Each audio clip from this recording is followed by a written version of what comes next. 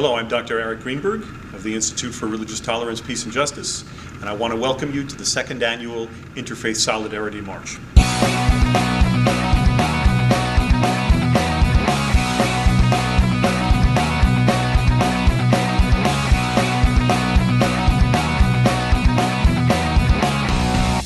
I founded the Institute for Religious Tolerance, Peace and Justice with a number of other like-minded individuals in 2011.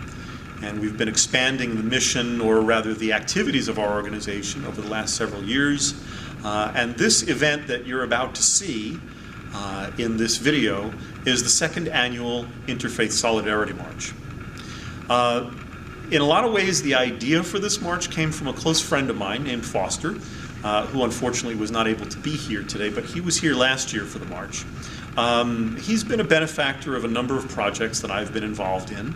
And he is a good, faithful Christian. He comes from a much more conservative evangelical background, and he has a very open-minded point of view. And in fact, he's at times gotten in trouble with his community for maybe being a little bit too open-minded. And I joke with him. I say, Foster, you got to be careful about hanging around with me. The people in your church already have enough troubles with you. But he had asked me one night when we were having dinner. I was talking with him about how I bring my students to various houses of worship, and he had said that, I'd love to come with you to a synagogue at some point. I really don't know how I feel about going to a mosque. I've heard a lot of concerning things about Islam, and I said to him, Foster, I want to share with you a lot of what you hear about Islam is blown out of proportion or misinterpreted or all that, and so I shared with him some of my own experiences doing interfaith work with the Islamic community.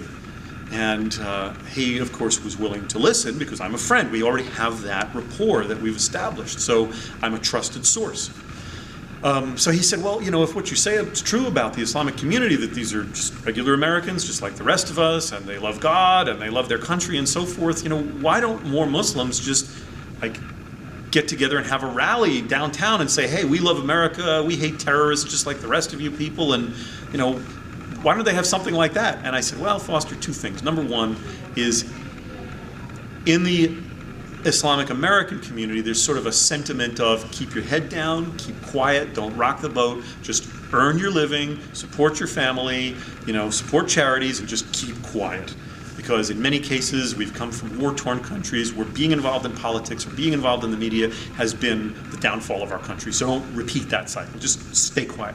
So that's been one of the things that the Islamic community has dealt with, this sense of just be quiet. And that's changing, because a lot of Muslims are realizing, hey, we can't be silent anymore. We've got to share with people, hey, we're not your enemy. So that's one thing. The other thing is, at times, people have tried to be more vociferous in the Islamic community, and the general news media has kind of ignored them.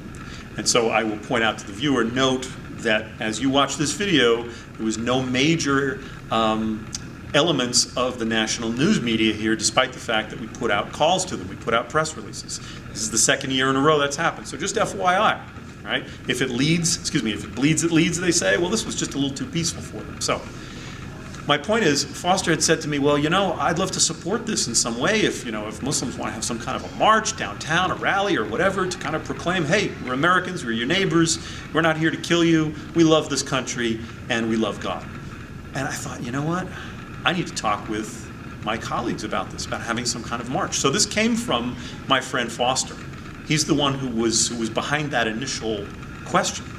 So I started talking with all of my colleagues in the various interfaith communities, and we wanted to focus last year primarily on the three Abrahamic faiths: Muslims, Jews, Christians, right? Get together, have a march, make it a safe, comfortable environment for Muslims to stand up and say, hey, I'm an American, I live here, I love this country, I love God, I'm not your enemy, and to have allies from the Christian and Jewish community standing side by side with them saying, yes, we trust these people, these are not terrorists, we endorse them, we can vouch for them, these are your friends, these are your neighbors, these are doctors, lawyers, engineers, scientists, and so forth. So that's what we did the first year, and we focused on the three Abrahamic faiths. But we had a lot of people involved in the march from other communities. from non-Abrahamic faiths, and they kind of hinted, they said, hey, you know, we're here and we want to support this, but maybe you can give us a little bit more airtime next time. Maybe you can kind of emphasize that we're here too. So as we started ramping up our efforts on the planning committee for the second annual march that you are about to see right now, people on the planning committee said, all right, it's great that we're focusing on the Islamic community, on Islamophobia, et cetera. We're focusing on the Abrahamic faiths. This year, let's focus more just on interfaith solidarity, just unity between all faiths. We're all here to get along. We're all here to make the world a better place. Let's put aside our theological differences and maybe our political differences for a moment and try to focus on making the world a better place together. So that's what this year's march is about, focusing more on solidarity between all faiths. And we noticed there were a lot of people who were of no faith. These are secular humanists. You know, some of them they identify as Unitarian Universalists. There was one organization here called the Sunday Assembly, which is just people of no religion. They're not necessarily atheists. They just don't know what they believe. But they decide they want to get together on Sundays and talk about some things that are kind of spiritual. So with that said, we had a lot of people here of faith and of no faith together, people of conscience, to try to support each other and to move forward. So I hope that you enjoy this video. I hope you enjoy what we've done, and we're going to keep on doing this year after year.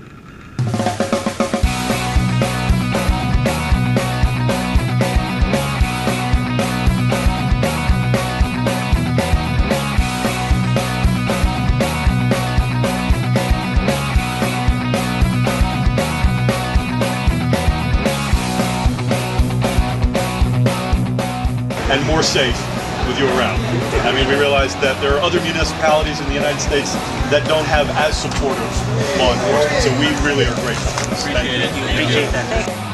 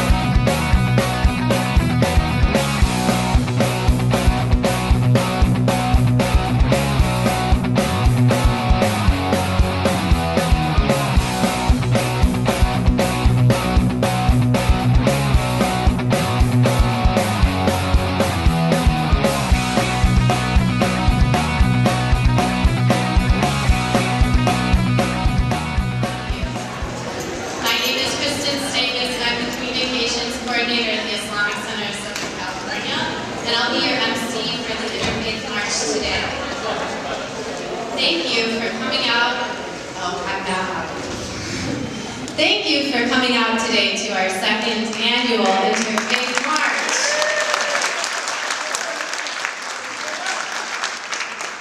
You guys could be anywhere today, and you chose to be here with us, and that means so much to us. At a time when there's division spewing rapidly around us, to come together and choose humanity, to choose love, to choose each other and embrace that diversity, embrace each other for who we are, where we come from, and live in peace, harmony, unity, and love, I think we're on the right side of history here today.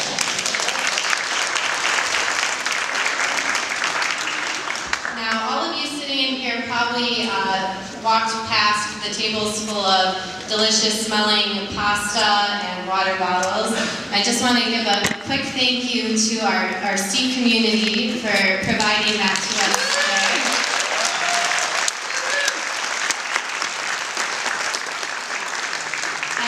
And everybody, all of the organizations that came together to make this event possible. Let's give them a round of applause.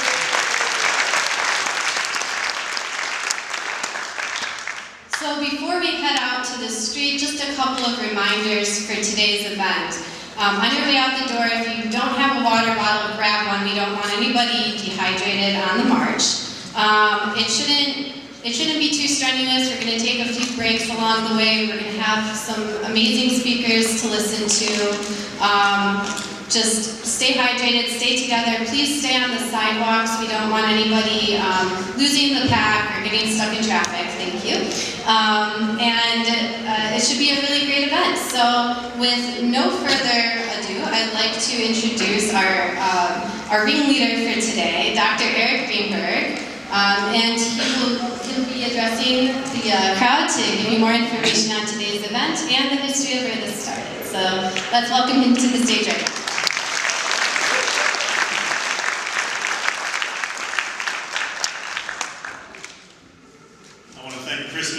For that, and also for referring to me as the ringleader. If I am indeed the ringleader, we have plenty of law enforcement to take care of somebody like me. So, I just want to reiterate what Kristen has said in thanking all of you for being out here. I want to thank all of the participants, all of the marchers, everyone who has done anything in any way, shape, or form connected to this march and rally. I specifically want to thank the particular houses of worship and supporting organizations that have been behind this. So first and foremost, obviously, is Wilshire Boulevard Temple, and to all of these staff,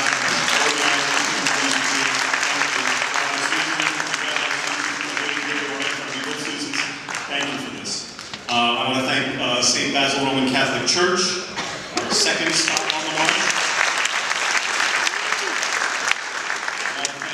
Presbyterian Church, our third stop on the march. The Islamic Center of Southern California, our final formal stop on the march. Also the Liberty Hill Foundation, which has provided funding for the shuttle vans that we'll have at the end of the day, making things a little bit more convenient for you to get back to this location, if you didn't know about that.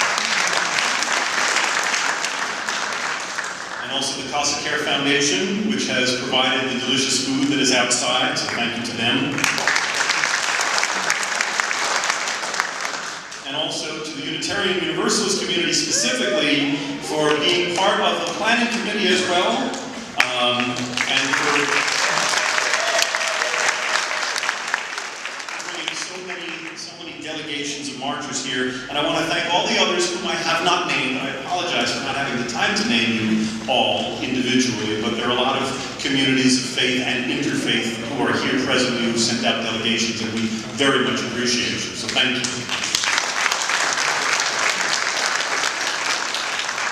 I want to thank the planning committee of approximately 15 to 20 people or so who were involved in the actual formal construction of this march. And I want to thank also Melissa, my wife, for being an invaluable help in organizing and publicizing this event, so thanks to the group of you. Thank you for that. I also want to thank and recognize the public servants and elected officials that we have here for giving their support, and specifically I'd like to recognize Ron Galbraith,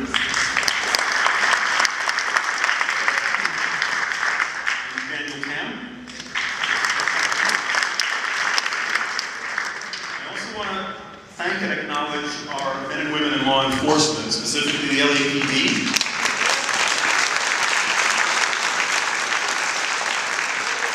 and the LA Sheriff's Department, who is present out here tonight.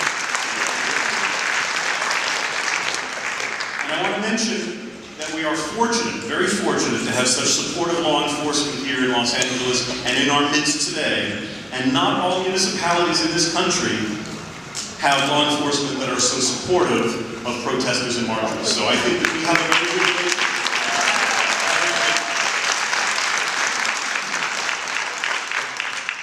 So once again, I want to thank all of you for coming out on the weekend to support a common cause like this one. The last election cycle invited some very angry, hateful people out of the woodwork. Maybe they're from members of a particular political party, maybe they're just opportunists waiting to have their 15 minutes of fame. As such, there's been a rise in the sentiments of hatred, xenophobia, and division. But this march is not strictly about politics or about any particular party or official. This is about people of faith and conscience pulling together to embody the kind of solidarity that we want to see in our country, to show our nation, the world, that we won't be divided. Even if we disagree on certain points, we will focus on the things that unite us and make us human.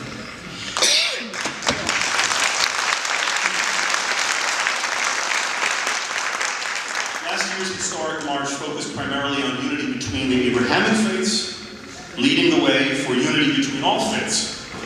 This year, the Planning Committee decided to be as inclusive as possible, even emphasizing the secular humanists among us, and there are a good number of you, and I thank you for being here.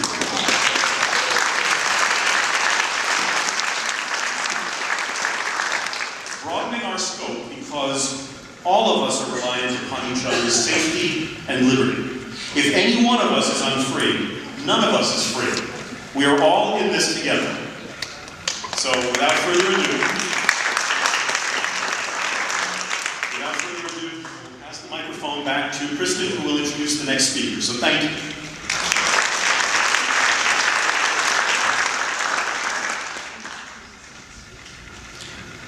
Thank you, Dr. Greenberg. Well, in a city like Los Angeles, it would be crazy if we didn't embrace one another and where we all come from. And today we are lucky enough to have a representative from the mayor's office, our Interfaith liaison, Daniel Tam.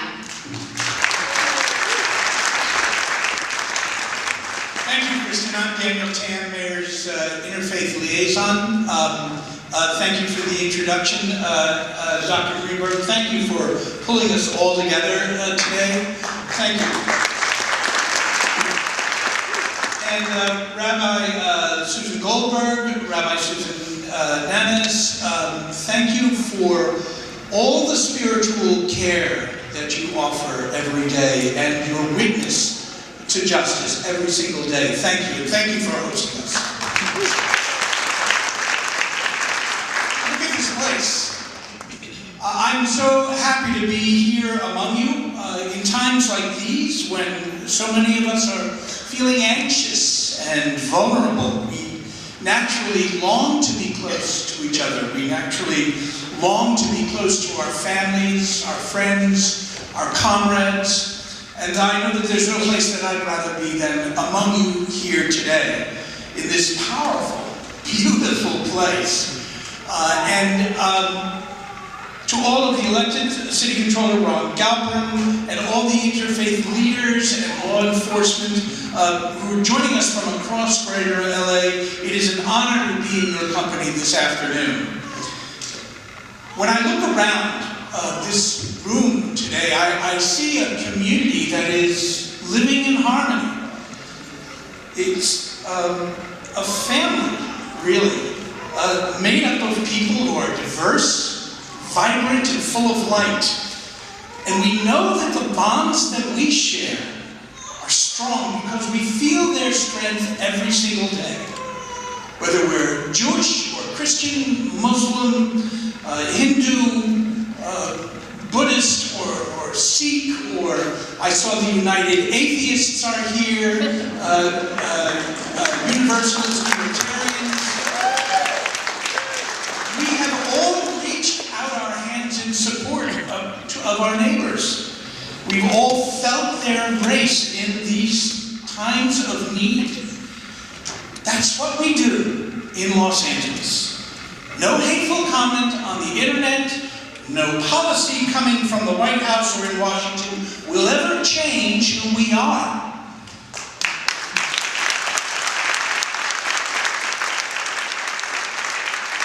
At the same time, our faith in one another, in our faith in the divine, doesn't make anti-Semitism or the senseless persecution of our Muslim sisters and brothers feel any less agonizing.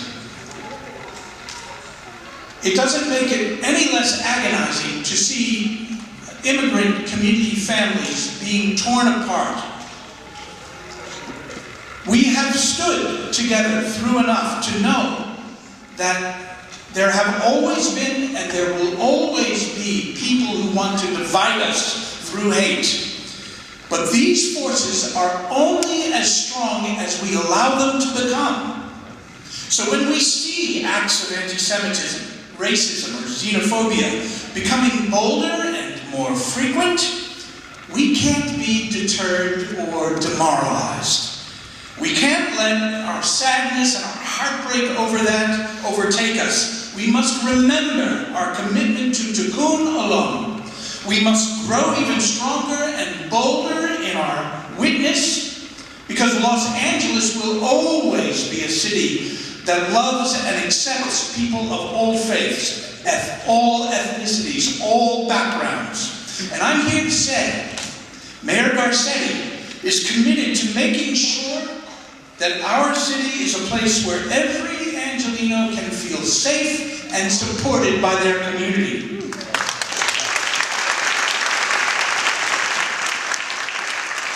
Because that's what our core values teach us. And that's what being a great city is all about. At the same time, we have a role to play in facing in fighting the injustice that we see around us. And we must not lose our resolve in the face of that. We must stand even taller and speak up even louder for love, tolerance, and justice. Because in the end, and I'll close with this, in the end, nothing is stronger than an entire community speaking with one voice. And nothing is more powerful than the strength that we give each other in our times of need. So thank you for being here. Thank you, and may God bless you.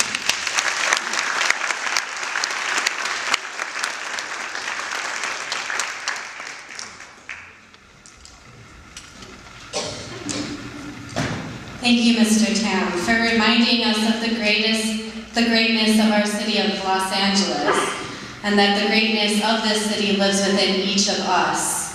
With that greatness comes great responsibility, and it takes a village to hold each other accountable and show up for one another and remind each other of that.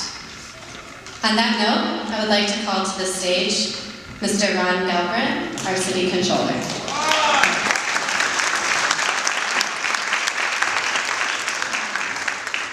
Everybody, salam alaikum, shalom. It's wonderful to be with you here. I'm Ron Galbraith, Los Angeles City Controller. That does not mean that I control everything in the city, but it does mean that it is my job to, as it were, harness the resources of our city to do good. And it's great to be here on behalf of this city of angels for this afternoon, to witness this beautiful mosaic that I see in front of me of individuals, of faiths, of cultures, of backgrounds, of communities coming together in unity, in solidarity. And while nationally some may seek to use religion as a tool to divide people, here in Los Angeles, are we going to do that? No, because we are brothers and sisters here in Los Angeles. And we know that our diversity is our strength. We in LA have built one of the most tolerant, inclusive societies on earth. We still have a way to go, no question about it.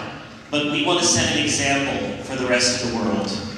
We have the largest Roman Catholic archdiocese in the U.S., the 5th largest Jewish population in the world, more than 50 mosques, a vibrant Sikh community, Buddhist, houses of worship of every type. And we have a history, we have a culture of working together. So I really wanted to thank the Institute for Religious Tolerance, Peace, and Justice. Please give them a hand again. What you're doing is really a testament to all that is great in Los Angeles, and to the houses of worship that are participating, Wilshire Boulevard Temple particularly, thank you. The communities of faith that are participating, and even, as we saw, the atheist community which is participating, so everybody is part of this. Now, I personally have many identities. I'm the son of immigrants. I'm the first in my family to be born in the United States. I'm Jewish. In fact, both the son of a rabbi and married to one. I'm a proud member of the LGBTQ community. I'm an Angelino, I'm a Californian, I'm an American, and I'm a citizen of the world. And like you, I have been disturbed, to say the least, when we see sacred sites vandalized, when we see people attacked based on religion, or on race, or on sexual orientation. When we see things in St. Louis, in New Orleans, in Philadelphia, in Tampa, it saddens me, but it also makes me resolute. Now today, you'll be walking from this synagogue, of course, to a Catholic church, to a Presbyterian church, then to a mosque. The fact that each of these institutions is in walking distance from each other here in this city speaks to our interconnectedness and to our closeness. Now, on a recent trip to Jerusalem, I was in the Old City. I got to walk from the Wailing Wall, which is the most holy site for Jews today, then to the churches and religious sites along the Via Dolorosa, and then to the Islamic shrine, the Dome of the Rock. Now that we know that not always everything is peaceful in Jerusalem, but it was then a clear and a beautiful day. People of all kinds were walking together, eating together, shopping together. I was filled with hope. By the way, as an aside, in Jerusalem there's a mall called the Mamila Mall. If you want to see where everybody completely mixes it up, it's at the mall, go figure. Maybe it's because they have more parking than anywhere else in Jerusalem as well. So perhaps that is the key to religious togetherness. But as I stopped in the Church of the Holy Sepulchre, which of course is one of the holiest sites for Christendom, it was really moving, because whatever your background is, you see all these pilgrims coming to the church to pray, to commune with the divine. Now, the church is a holy site for many denominations of Christianity. It's guarded by Jewish soldiers. And the keys to the church, as some of you might know, are actually held by a Muslim family. The churches to the Church of the Holy Sepulchre were entrusted to the Godoya family in 1187 by what were then feuding Christian denominations. Even today, a member of the family opens and closes the gates to the church each and every single day. Ironic, isn't it, that the way that so many denominations found a path to peace among themselves was by reaching out to their brothers and sisters of another faith. That was true 800 years ago. That can and should be true today. Religion can and should be a powerful tool for good, and you're a testament to that, very much so. Of applying religious backgrounds and principles to eradicate poverty and disease, to promote literacy, to raise standards of living, to welcome everybody into the gates of our community. We see faith behind countless acts of selflessness every day in LA and beyond. So I'm pleased and honored to be here together as we stand and take action to affirm our shared values. Thank you for, as they say, not just talking the talk, but walking the walk, or rather marching the march, together as one. Have a great afternoon.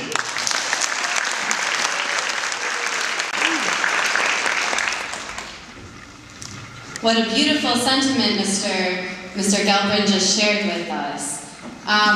Quickly moving on, because we have to get on to the actual march itself, I'd like to welcome Rabbi Susan Goldberg from Wilshire Boulevard Temple and Newport. See you all here. Last year when we did this first march, we gathered out in the very hot parking lot. And so we're a little protected now from the sun. And at that time last year, we felt that there were these winds, right? Beginning to blow, winds that concerned us. Winds that made us feel like, wow, this would be a time to all of us get together, walk together, look at each other. And now I would say we are fully inside of the storm. If the winds were blowing last year, we are in the storm now. And what good it did to gather then. And what a really beautiful precursor, really sort of beginning. And we also know that that's not actually the beginning, that this city has had a long, long history of interfaith dialogue and connection. And in fact, Wilshire Boulevard Temple, one of the things it's been known for as the first temple in Los Angeles, has been its long history of connections with other faiths. In fact, when I walk around the city and say I'm at Wilshire Boulevard Temple, one of the things that always happens to me is, oh, can I tell you a story of how you helped my Catholic church? Can I tell you a story of how when nobody else was helping us, you were there? And these were all folks of many, many faiths. And I want to say that because of that, it gives me such pride to be a part of a community that has always stand with the diversity of Los Angeles. And in fact, the perfect location. That's how this all came down here on Wilshire Boulevard. Like, oh, they're building all these churches. We should be there too. At the time they were calling it the Hebrew congregation. And so here we are along this corridor, just a small snapshot of all the religious diversity up and down Wilshire Boulevard. It's in the big institutions that we see, but it's also in the storefront Pentecostals and the small gatherings of meditation groups here in this neighborhood. It's possible that never in the history of the world has there ever been a time of such tremendous faith diversity as we have right now in Los Angeles. I said it's possible, but I've had researchers from USC say it's true, so you can ask them. I always like to leave a little room for doubt and skepticism as a Jewish person, but I have heard. And this is true.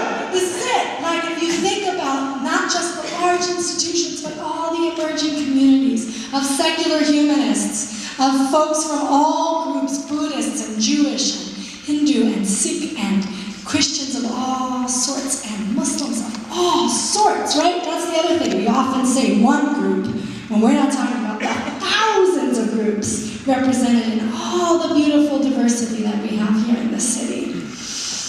So with that, I would like us to think about a verse in our shared Abrahamic tradition. Those of us who have the Hebrew Bible as part of our scripture, we're told in there, Asuli mikdash v'shachanti b'tocham. Make me a sanctuary and I will dwell among them. Make me a place where people can gather and I will be among and inside of them. So today when we are visiting these houses of worship, we are visiting places that were built with love, built to bring people together so that we can make a sanctuary together. And that each of us, inside of us, makes a sanctuary for each other. Make me a sanctuary could also mean not with brick and mortar, but inside of our own hearts. Make me a sanctuary. Make a sanctuary for all goodness, whether you call that the divine or the values of love and justice and truth and compassion.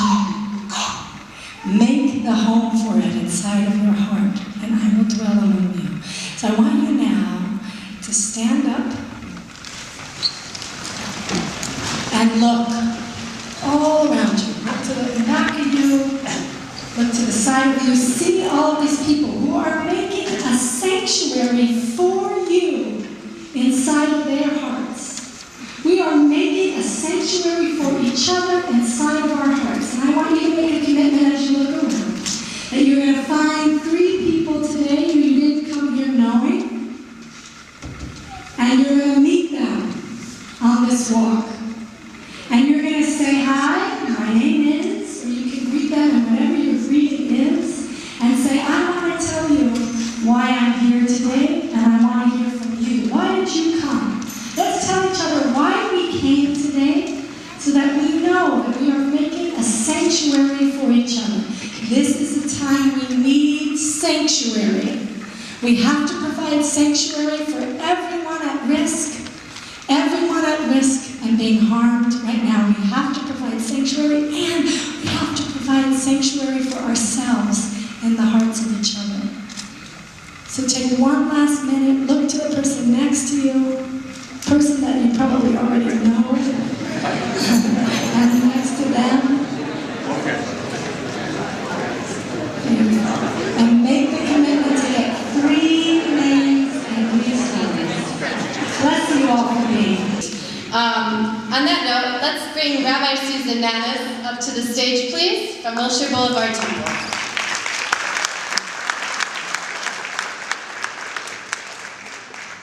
So first of all, on behalf of Wilshire Boulevard Temple, I want to welcome you all to our synagogue and tell you how honored we are that you are starting the march from our location. Next week is our holiday of Passover, which celebrates probably the most historic and seminal event for the Jewish people, the Exodus and the liberation from slavery. All over the world, Jews will be sitting around the table, eating ceremonial and religious foods, and telling the story remembering the suffering, remembering the slavery. Now in our Torah, which are the first 5 books of the Bible, there are many, many laws and commandments. Most of them are mentioned once. Some of them are mentioned twice. But there's only one that is mentioned 36 times.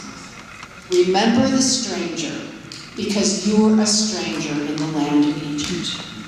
The stranger being people not like yourself. Remember the other, because you have been an outcast. You have been stereotyped. You have been marginalized and excluded and arrested and bullied, and you know what it feels like. And you know that the stranger, that person of a different race or ethnicity or culture or religion or sexual or gender orientation is no different than you are. And that when you remember the stranger, you get to know the stranger, and they are no longer strangers. They are your friends. They are your brothers and sisters. As most of you know, during the height of the Civil Rights era, Dr. Martin Luther King Jr. led a historic walk from Selma to Montgomery, Alabama. And one of the people who marched with him is a great Jewish teacher, Rabbi Abraham Joshua Heschel. And when he came back to New York after the march, somebody said to him, "Well, tell me, Rabbi, did you have time to pray?" And he said, "Yes, I prayed with my feet."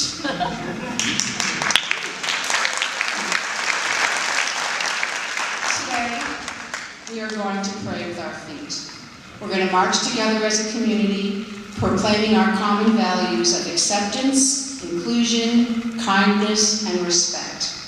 We pray for love to encompass us, for justice to inspire us, and that we may walk in the garden of a purposeful life, united by a vision of equality and peace. Thank you.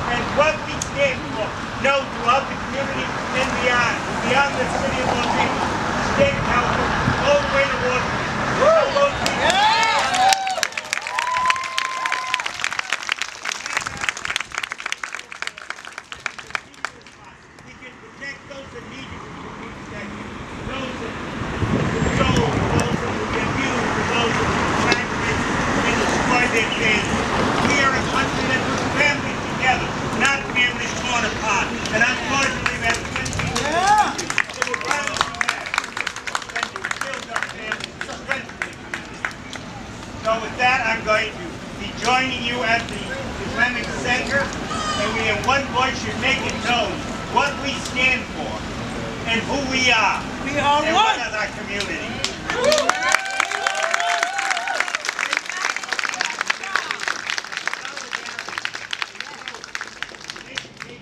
And understanding.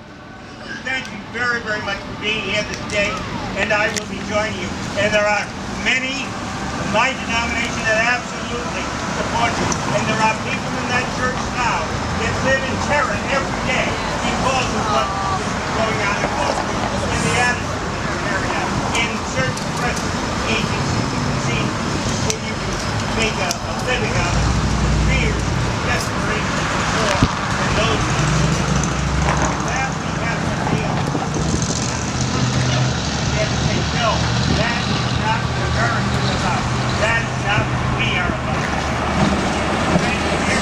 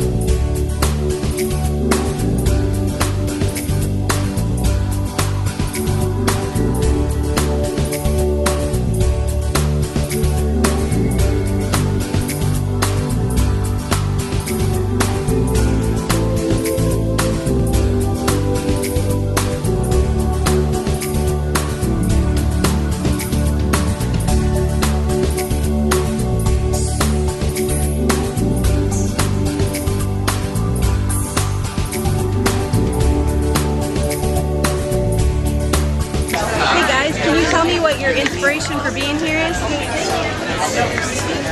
find it very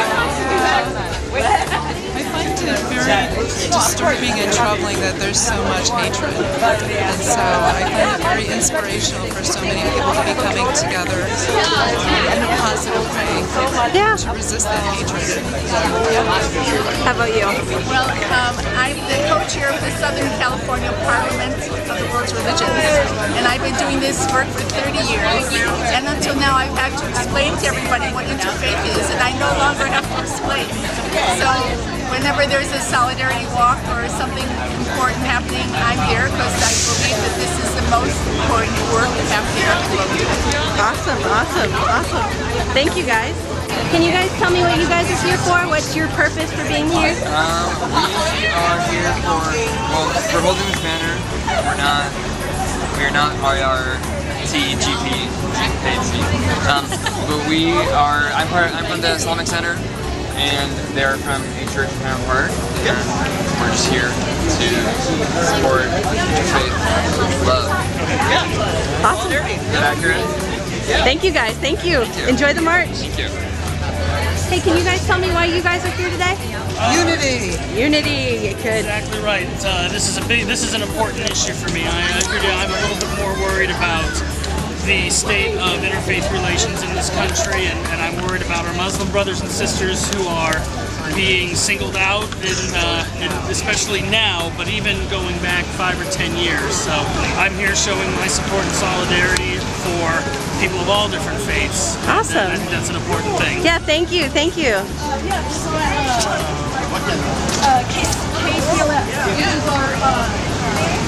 Can I ask you why you're here for today? Sure. Awesome. Hi, I'm with the Interfaith Communities United for Justice and Peace. Awesome. Which meets at the church we're walking to. Great, great. On Friday mornings at 7 o'clock. And I'm an interfaithist.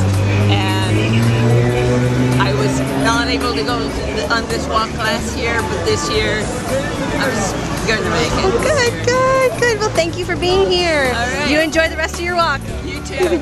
Thank you. Yeah, thank you. Hey, can you guys tell me why you're here? Interfaith Cause for Peace. Awesome, awesome.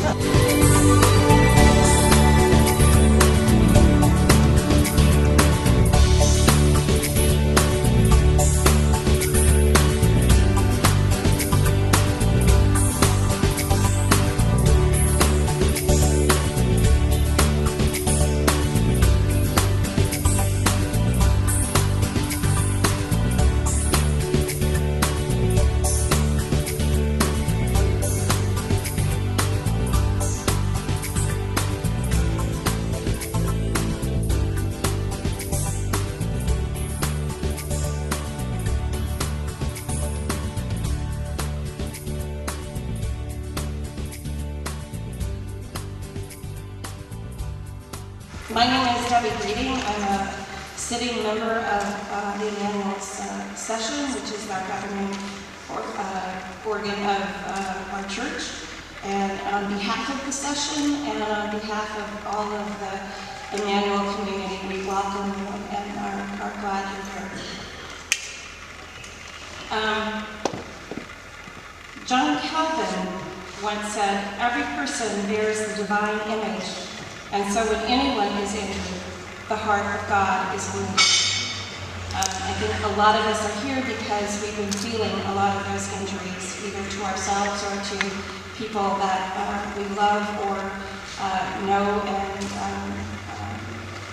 therefore we're standing up to that. But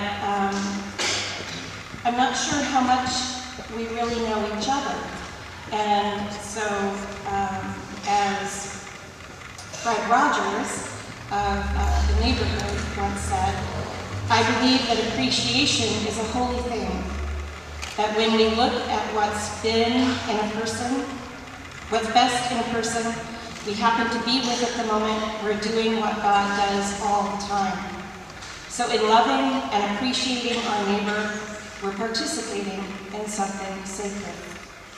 I'd like us to participate in something sacred in a few minutes. We're going to have a little activity where we can get to know each other a little bit better. And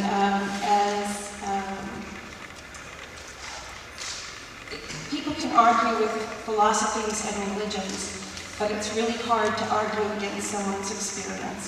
So by hearing each other's experiences, that gives us fuel for fodder, and when we recognize that the fear of the other dissolves in acceptance when we know each other's stories. So we're going to share a little bit with each other in a few minutes, but first I think we have a song. We're going to do activity. First we'll leave her out. Okay, first we'll have the activity, so Ed is going to lead that.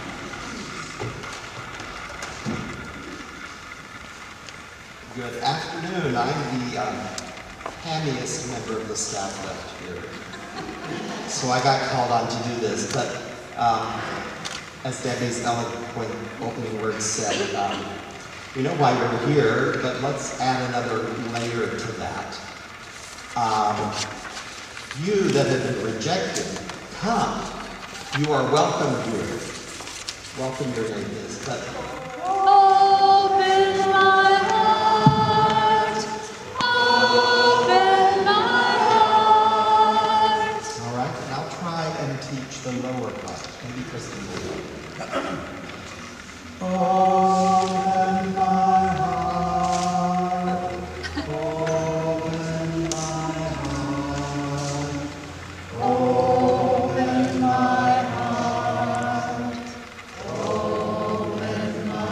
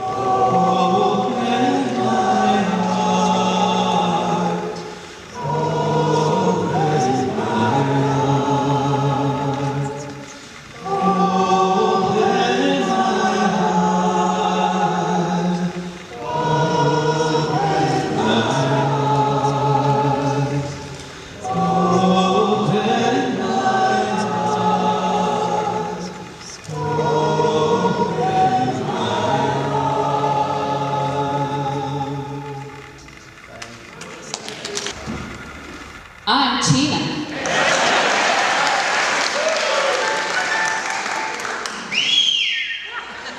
My name is Christina Mata, and I am an elder at the Emmanuel Presbyterian Church. I would like to invite our speaker, Manak Badwala, is a Zoroastrian priest, born in India, has multiple graduate level degrees surrounding interfaith action.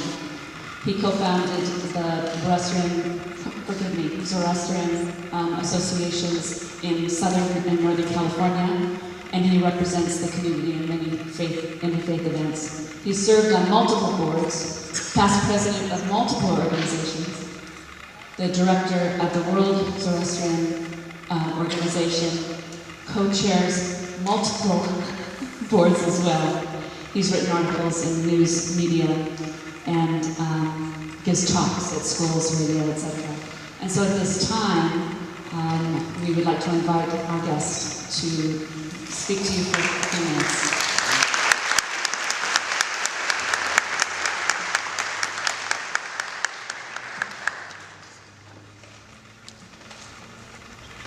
Thank you, Tina, and thank you all the organizers and the church hosts who are hosting us today.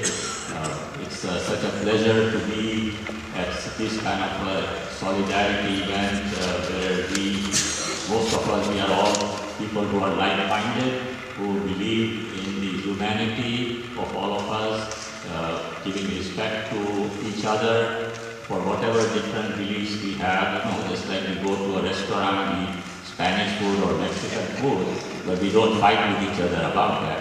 And so there's no reason to fight about things like this. But anyway, our great challenge, of course, is to bring our American people together. We don't want to further divide them by taking sides.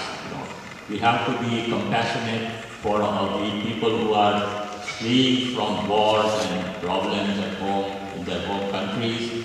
And at the same time, we have to think about our own poor people, who are black, brown, white, all kinds of colors, and so who felt abandoned. And that's why they elected the person that they elected, because they said nobody is caring for them. So we need to reach out to them as well as to people from outside who need our help and compassion.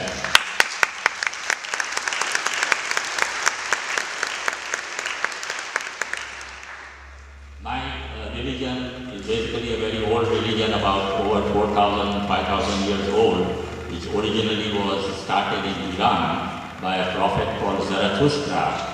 But the Greek philosophers like Plato and Socrates, who studied his teachings, they pronounce his name as Zoroaster. But in our religion, we have the belief that all men and women are equal. There was no particular ethnic group or anything marginalized. And we believe that we have to believe in rational thinking.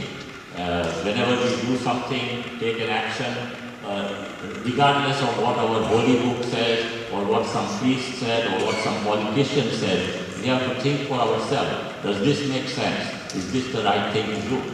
And instead of blind faith in someone who may lead us astray, from their own ignorance or from their own bias or hatred that they might have.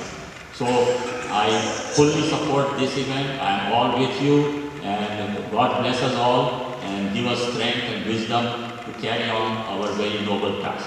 Thank you.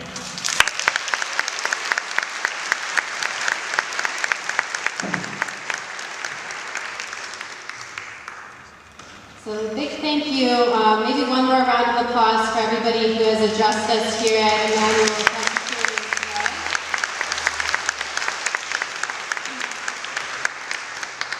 And before we head out to our last destination here at the Islamic Center, I'm just going to share a quick personal story about this specific church. I was just reflecting back on it with Ed a few minutes ago, and this past summer during Ramadan, the Islamic Center, every night we have dinner for like 600 people, and we double booked.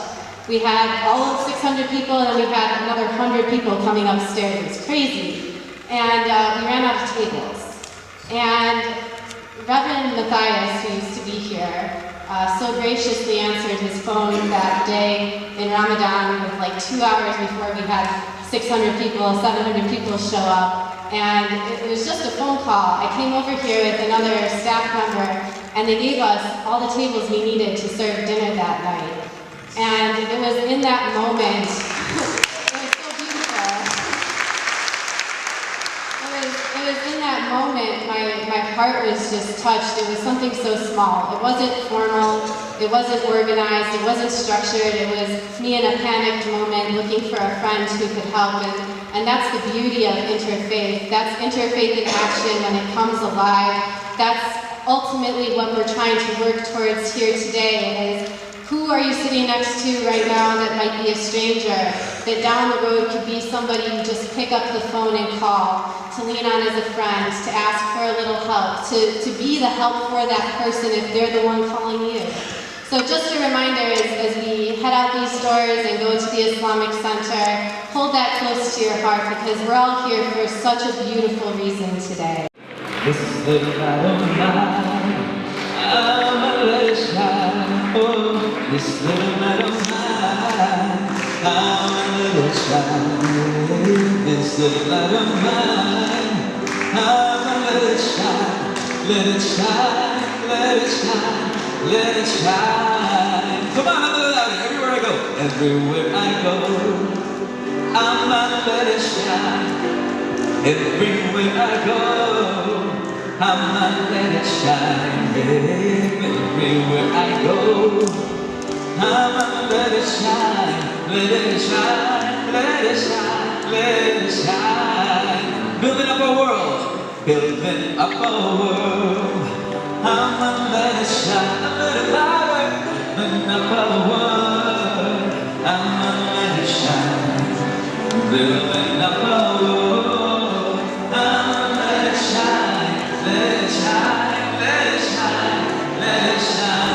Hey, do you guys want to tell me why you're walking today? We're walking to help spread that equality is everywhere and no religion is above any other religion. We are all the same. Awesome. Thank you, guys. You guys want to tell me why you're here today?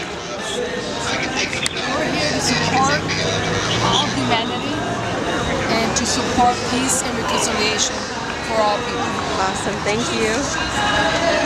Let it shine, let it shine, let it shine. Sir, can you tell me why you're here today? I'm actually taking a class at a university, human diversity, awesome. And I'm particularly studying Islamophobia because in light of our recent election, I find it kind of worrisome. Yeah. So I thought I found out about this, and I thought I would come check it out. Awesome. Well, thank you for coming. Awesome. Thanks. Have a good one. You too.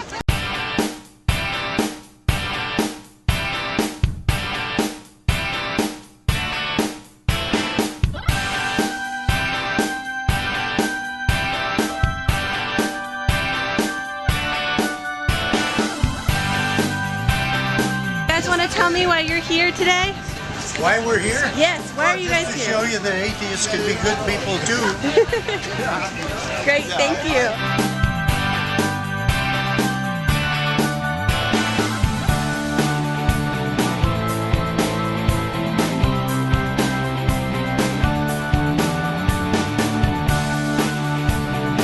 Hey, can you guys tell me why you're here? Do you guys mind telling me why you guys are here? Oh, sure.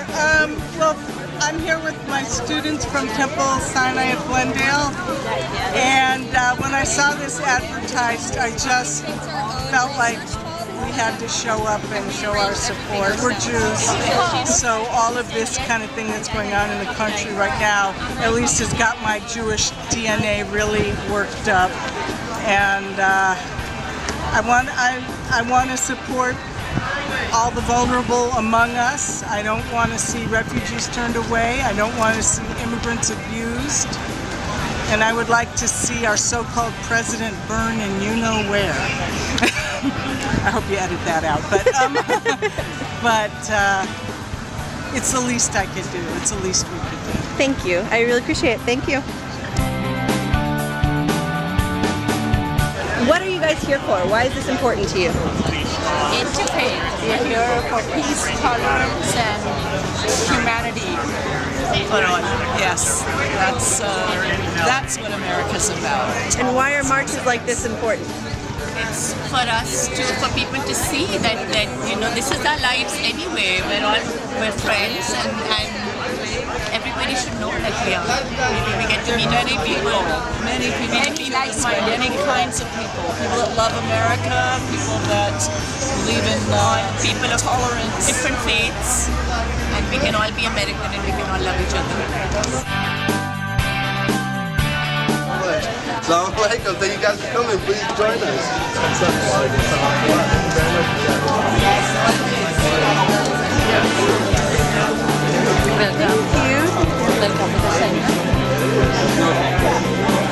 Why do you think this walk is important? I think as people we need to come together, get beyond our faith and our things that divide ourselves or other people that divide us. We come down to the basics. We're humans, we're brothers and sisters, and we have similar beliefs in the God above.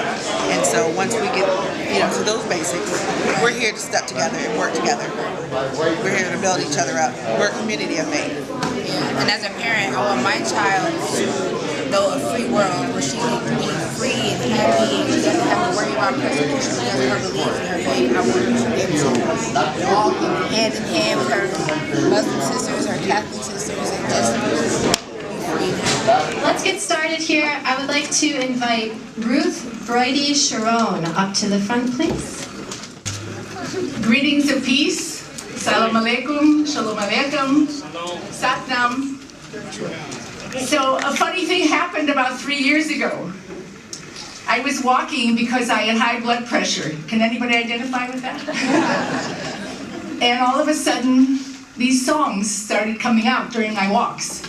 And I didn't know where they were coming from. I didn't know why they were coming. But it seemed like they all had to do with interfaith. And after a while, it occurred to me that there was a larger plan than that I had considered, but that I was being geared up to prepare a musical for the stage. Because how could we reach the largest number of people possible who are not already interested in interfaith? And so after about 30 songs, I decided I had to do something. So I created an album and with 11 songs, and I'm just going to share in my own untutored voice the first verse that came out, and then I'm going to play a song for you. I'm going to play 2 songs. So this was the first thing that came out. What if, when you awoke, you were wearing a stranger's shoes? What if, when you awoke, you shared your enemy's extremist views? What if, when you awoke, you'd think in color, not black and white? What if, when you awoke, you could imagine not being right? What if we all could see the beauty of one expanding humanity? So the song goes on to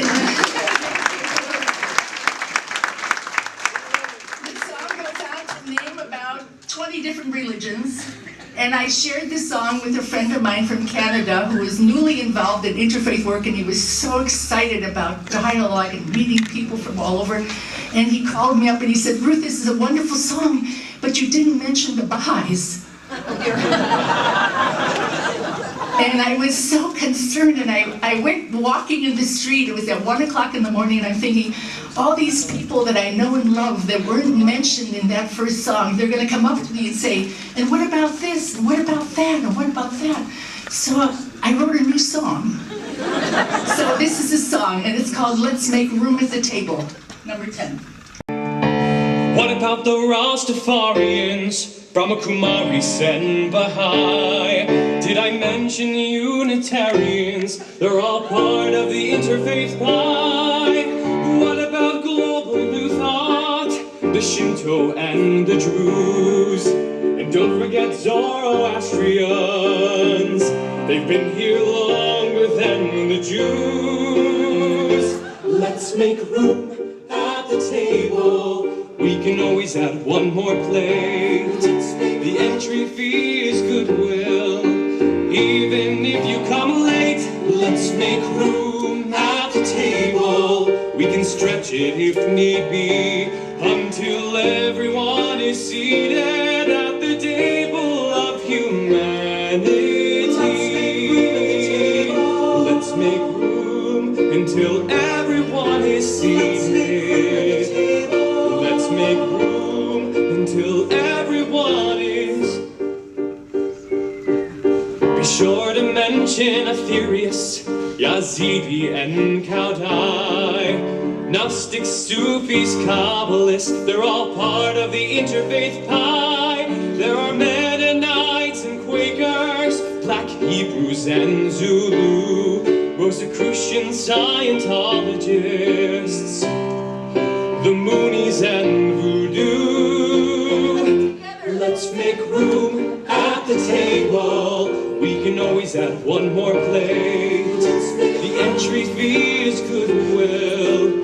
Even if you come late, let's make room at the table. We can stretch it if need be, until everyone is seated at the table of humanity.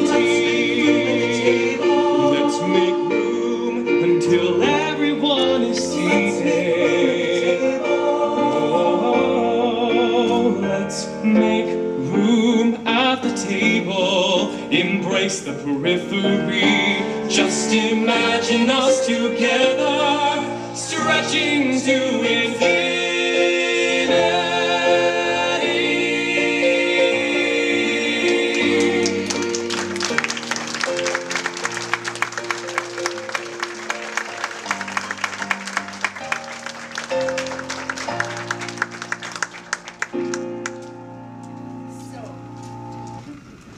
The tagline, of course, is called Interfaith the Musical, and a year ago, we still have to explain what interfaith is, but now we don't have to, do we? No. The tagline is Broadway bound on the wings of peace. Isn't it time we had a Broadway show that showed the magnificence of who we are? Yes.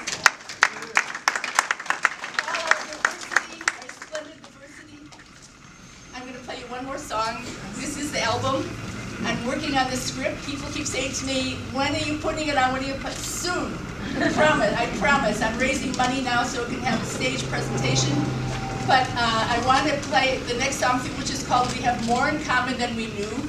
And I need your help, because the refrain goes like this. We have more in common than we knew, and everybody needs to snap with me. Okay? We have more in common than we knew. We have more in common than we knew. Okay, maestro, please.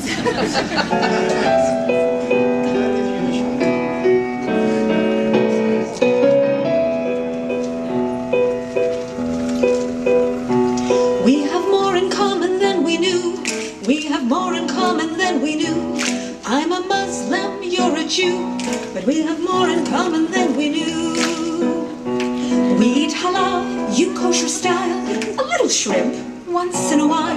We wear hijabs, you wear wigs, but we both stay far from pigs. You pray 5 times, we pray 3. Men and women separately. You chant Quran, we chant Torah. We say Hashem, you say Allah. We have more in common than we knew. We have more in common than we knew. We're a Muslim and a Jew, but we have more in common than we knew. We have more in common than we knew. We have more in common than we knew. You are a Catholic, I'm a Jew, but we have more in common than we knew. Your Savior Jesus was one of us, a rebel rabbi who made a fuss. His mother Mary was a saint, a Jewish mother with no complaint.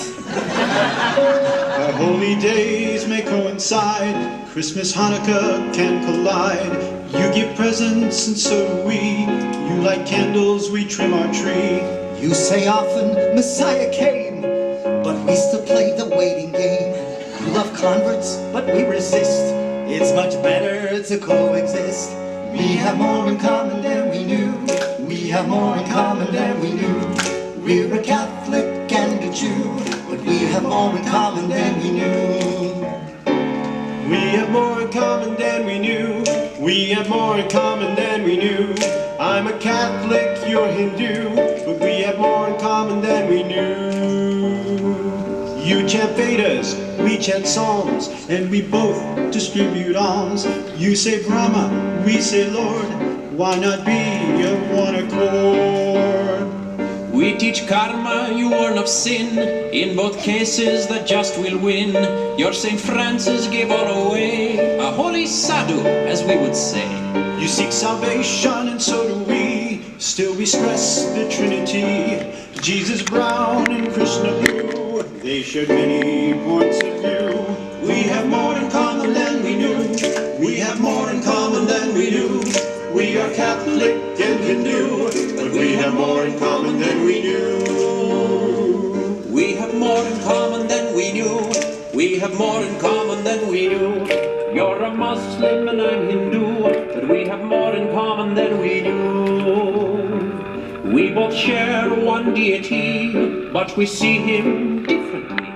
Our God comes in many forms, designed to help our soul transform. Your Quran is your Gibraltar, with no statues at your altar.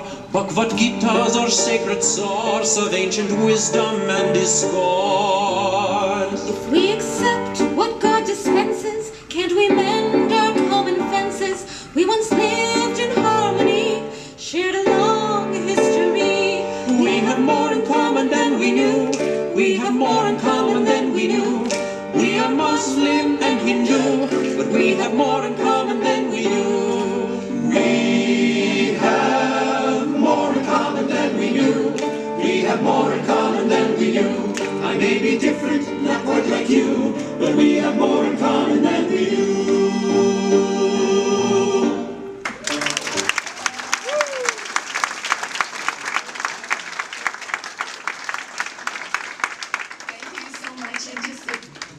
The Southern California Parliament of the World's Religions is celebrating its 10th anniversary this October. We hope you'll all join us. Thank you so much, and thank you for this gorgeous stage.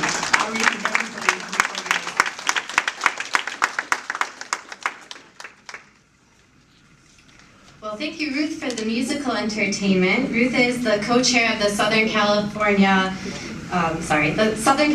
Parliament of World's Religions. Next up, I'm going to call Omar Ritchie from the Islamic Center. He's the spokesperson here, and he has served as the chairperson in the past. Omar? Good afternoon, everybody. Good afternoon. That's not good enough. Good afternoon, everybody. Good afternoon. Much better, much better. Thank you very much. I like the Omar throwing in there, too. So, second year, second march, larger turnout. Thank you all for coming. Give yourselves a round of applause. Fantastic indeed. Fantastic indeed. Well, there's a lot of speakers after me, so I'm going to keep mine very brief. I don't really like being up here myself, to be honest with you. But I was thinking about the march.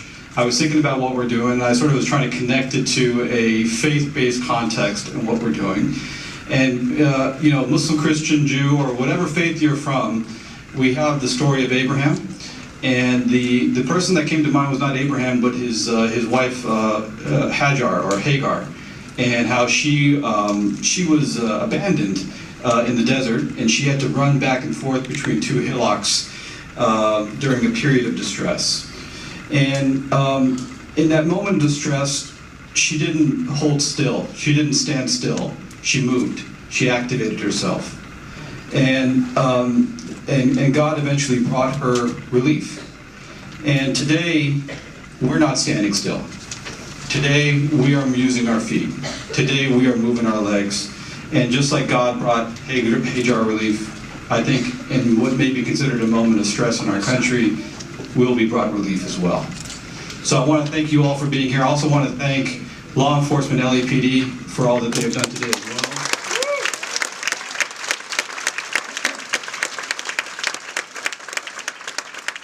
I especially want to thank the cadets in the light blue uniform in the back there. Give them a round of applause.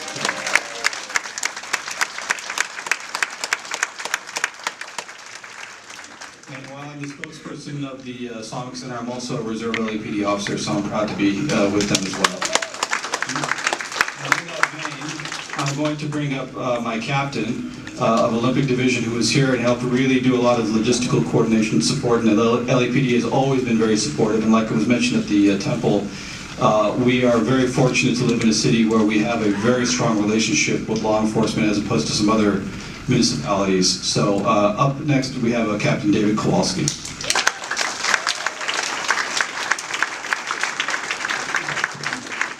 Thank you very much for having all of us here, and unfortunately I didn't prepare a song as well as the but actually we're very honored and humbled to not only facilitate this march today, but to be participants. I mean, we're partners out there in the community with all of you, and we talk about community-based policing. I mean, this is a shining example of that, because all of you are helping us be able to do our job better and making this community safer. And seeing so many people out there today is a force multiplier for us in the community to know that this community wants a quality of life in a place where people want to live and work in a safe environment. And we pride ourselves in having a great relationship with all of our faith-based groups. We have a great relationship with many of the leaders in the community, and we want to continue to build on that as a law enforcement agency, as a partnership. And I think this year is an example of that in 2017, where it's never been more important. So thank you so much for having us. We really appreciate it. And like Omar said, I think last year was a good turnout. This was a better turnout, and next year will even be greater. So thank you very much.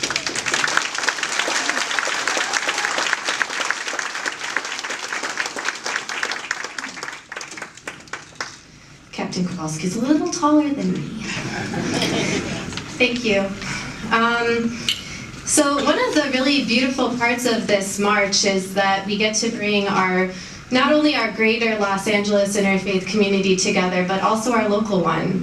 There are a lot of people here from the Koreatown neighborhood today. Obviously, we've stopped along the way at the churches, but next up I'd like to call Reverend Dr. Gwen Gibbord up to the podium. She's here today from the Gibbord Center and St. John's Cathedral.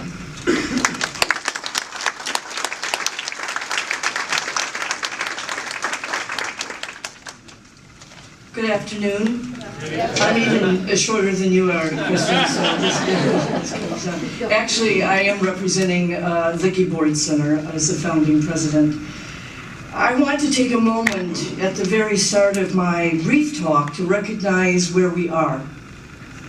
We are on sacred ground. Sacred because it is the ground that God created and gave to us in trust. Sacred because it was tended by native people who lived the wisdom of the ancestors long before we arrived.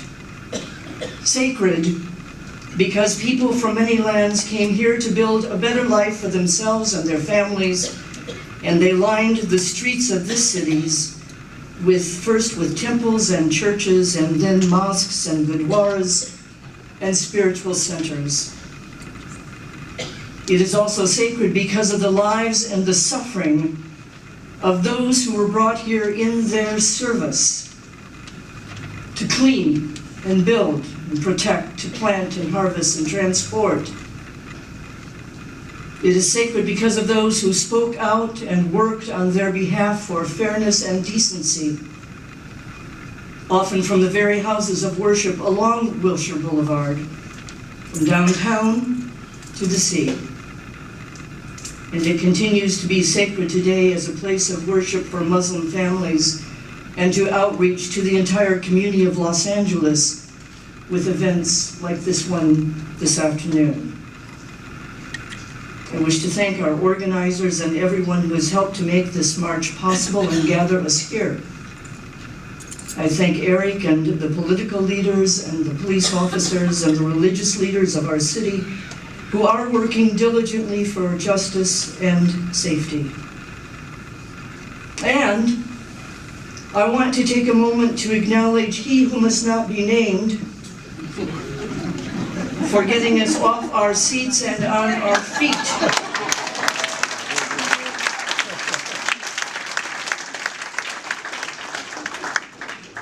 Thanks to his policies, we are awake.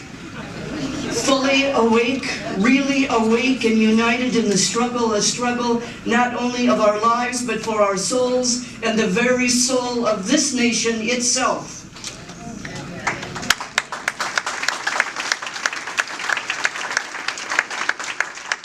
We must be aware that we are not just fighting policies, we are fighting a deeply seated strategic campaign of lies and confusion about who we are to one another and what's true and isn't true. How do we see those who are not of our tribe, not like us, who are strangers? Are they inherently evil and dangerous? Are we stupid to trust them? Are we endangering our families and our futures in the face of the facts? Which facts? Which facts? How do we find the truth when lying has become acceptable and religion has been made irrelevant in part of the weaponry? Take note, my friends. Take note. No more. If we can all just stand up and take a breath of fresh air, and I'll just do a small chant. أعوذ بالله من الشيطان الرجيم بسم الله الرحمن الرحيم اللهم أعني على ذكرك وشكرك وحسن عبادتك يا كريم يا رحيم آمين يا رب العالمين. In the name of God, the most compassionate, the most merciful, O God, help us remember you, thank you, and worship you in the most noblest of ways. You are the most kind, the most generous. Accept our prayer. Amen. Please have a seat. You know, someone asked the champ Muhammad Ali, what do you think of other religions? And the champ in his eloquence said, all rivers run to the ocean. And I'm standing in front of all rivers here today. And our march really, in one sense, I'm preaching to the choir. Everyone here sacrificed their beautiful Sunday to walk in harmony with people we don't know. But we belong to the human family. And I was so happy to see some of the people who are very secular marching with us. Because at the end of the day, God loves those who do not pass judgment on others. And when we see the pageantry of God's creation together to make one statement, that this is a rally for peace. And so I don't want to be long, but I just want to I was reflecting when I was sitting down, and I just realized that this march was really my march of inner peace. And I think, I just felt so happy and comfortable in looking out at the pageantry of God's creation. It's like being in a garden with all the different flowers. And you're never in the garden unless you stop to smell the flowers. So thank you very much for joining us, and God bless you. And thank you, Professor. It's always a challenge to organize and put people together. But I really want to thank Professor, because I remember when he came up with the idea and he turned it into reality, and he went out of his way to bring human beings together. Thank you very much, Professor.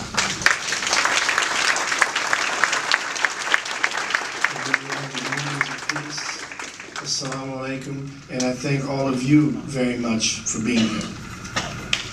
Thank you, Mr. Han. Next up, I'd like to call Miriam Mohudeen from she's a New Ground alumni, and she's also here as a part of the Islamic Center's Interfaith Council. Miriam?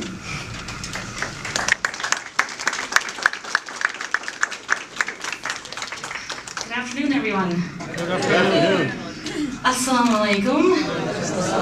I love that everybody knows what that means. Actually, I'm shorter too. It is such a beautiful afternoon, and it's so beautiful to see everyone here. How's everybody doing? Cool enough? Yeah. We're good? Okay, great. So first of all, I want to say thank you to all of the organizers for all the work it took in bringing everybody together. This is incredible. And thank you to all of the community leaders and faith leaders who, your guidance and leadership has made LA's interfaith scene one of inclusion, acceptance, and family. And then thank you to all of you for coming out on a Sunday. I know that's not easy, to show your support. So, what I wanted to address here today is that, yes, I have been working with the Islamic Center on the Interfaith Council, and one thing that's come up in the last few weeks for me has been about showing up and coming out and showing your support. And I feel like that we have to do more than just show up. It's about speaking up and standing up. A saying of the Prophet Muhammad goes, "Whoever of you sees an evil, let him change it with his hand. And if he sees he's not able to do so, then let him change it with his tongue. And if he's not able to do so, then change it with his heart. And that is the weakest of faith." So it's with that I wanted to tell you the story. 2 months ago, many of you, as myself, went to LAX to protest, or just to show up in protest of the immigration and refugee ban. And when I walked up, I had a really hard time actually getting out of my car and walking up to the Bradley terminal, because as some of you may know, I'm from Texas, and I love that someone laughed. Thank you. It's not even a cheer, it was a laugh. And more, great. So as someone from Texas, I had never actually experienced that much love and support for me and my community, and I'm a Muslim. It was so overwhelming that I actually couldn't stop crying. I had never felt so loved, and I had never seen so many people show up for me and show up for our community. So a few months later, when I heard about the desecrations in the 3 Jewish cemeteries, a friend asked me, well, what can we do? And initially she said, oh, I think we should write some letters. And I told her, no, there's actually just one thing you have to do, and that's show up. So it's through that, and through my wonderful connections in the Jewish community, that I was able to partner with 8 synagogues to create 8 weeks of Shabbat. We just had our 5th week, and if anybody's interested, we have 3 more to go to. So if you'd like to attend, please speak to me or Kristen afterwards. And the idea is that we have to show up for one another. We have to speak up, and we have to stand up with each other. We are each other's support, and I speak for myself in saying you are my support. Thank you.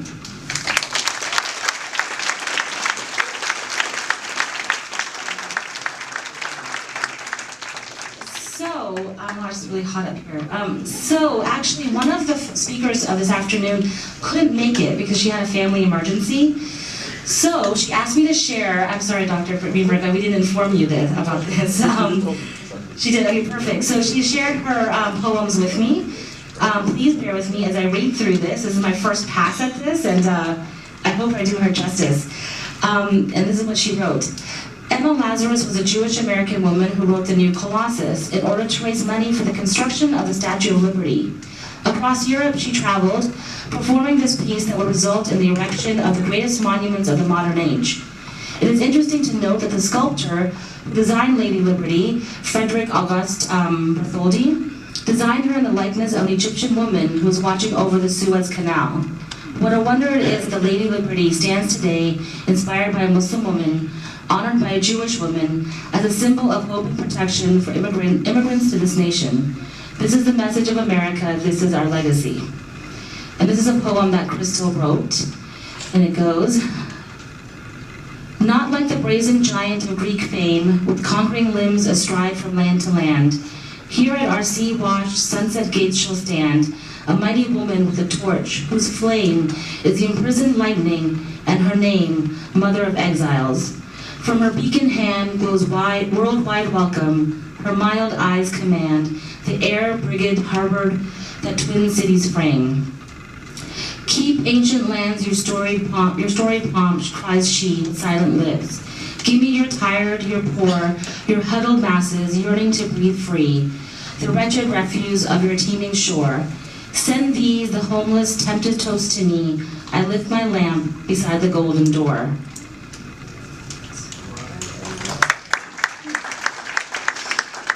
So the next piece is entitled The Story of Jesus.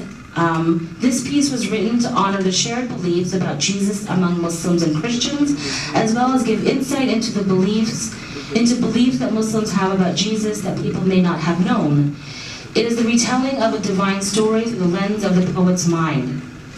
So let us begin with an Islamic prayer in honor of Jesus. Peace be on him the day he was born, and the day he dies, and the day he is returned. Let us hear the story of divine glory, of anticipated oratory, to a lady so holy her family line could be described as nothing other than divine. Dedicated in the temple to God by her mother, she was destined to be praised like no other, as mother of the babe whose birth was a miracle, with great tidings of mirth delivered by Gabriel, an annunciation to Mary, Queen of all saints, of one whose mercy and compassion had no constraints. The greatest of all time, the goat, the blessed femme, and he said, fret not, for unto thee comes a holy son. How is this possible, asked she, when no man has ever touched me? Amazed and flustered was the reluctant nominee, for censure and inclusion were almost guaranteed, and the angel smiled warmly and replied, your purity and piety has elevated your design. It is God's will for him to be a sign unto mankind. This was her mission, her blessing, her burden assigned. She was to be the conduit to an era of love unattested, because she was the greatest love of God manifested. So ascended was her status, her son is referred to as Jesus, the son of Mary, and to Mary he returned to. In times of upheaval, trial, and tribulation, her wisdom unparalleled was his foundation, and from the onset she was compelled to flee. The Holy Family was persecuted refugees. And Jesus, he came as a testament to love and mercy, because it was love and mercy that birthed he. El-Messiah, the Messiah, teachers of teacher, manifester of miracles, preacher of preachers. And oh, you heard in the Quran, he's the word of God. Khalimat Allah, how he's referred. And the spirit of God.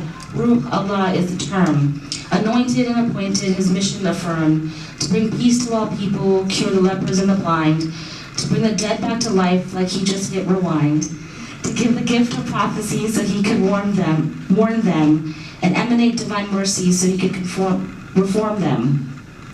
And if you didn't hear the message while he was on earth, you're lucky enough now to know of his holy birth. And should you wish to be a living homage to his love, then let us unite as he united, let us be guided from above. So I wish upon all of you the blessings his teachings have provided. So remember that with love we shall never be divided.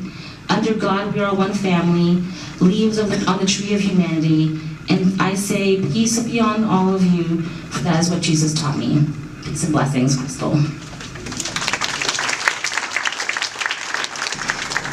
Next up, I would like to bring the man who has helped organize this march from the beginning to the podium, Dr. Eric Greenberg from the Institute of Religious Tolerance, Peace and Justice.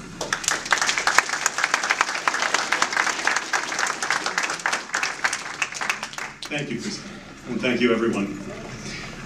Before I share my comments, I've been asked by the Liberty Hill Foundation, which, as I mentioned earlier today, had generously donated the funds to cover the costs of the shuttles, which will be waiting for you in the near future after our program today is over, to take you back to the earlier location.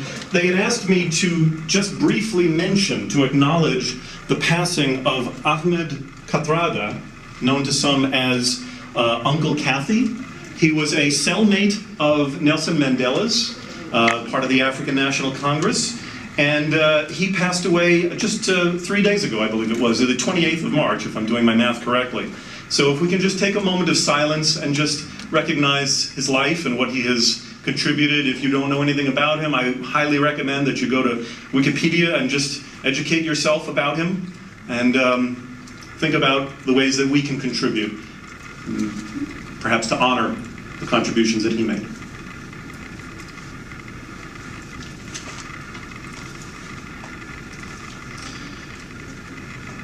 Ladies and gentlemen, we are at war. Not with Iraq, not with Afghanistan or Iran or any other nation. Not with humans. We are at war with racism, sexism, homophobia, xenophobia, Islamophobia, anti-Semitism, ethnocentrism, religiocentrism, duplicity, corruption, greed, apathy, fear, hatred, willful ignorance, violence, and many other spiritual faults. We're at war with all of these, and up until recently, we've been losing miserably.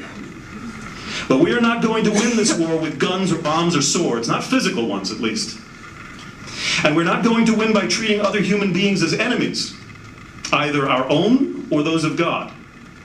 We often think that we're at war with our own countrymen, liberals against conservatives, Democrats against Republicans.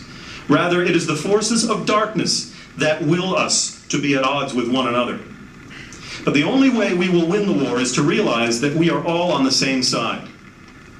It is a diabolical spirit, whether you take that literally or figuratively, which puts us at opposite ends of the spectrum, fighting over nomenclature and ideology rather than seeking common ground.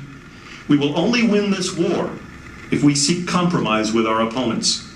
Some of the people who most need to hear the words, to hear our words, are those who are not here. And it's neither their fault nor ours. It's a process.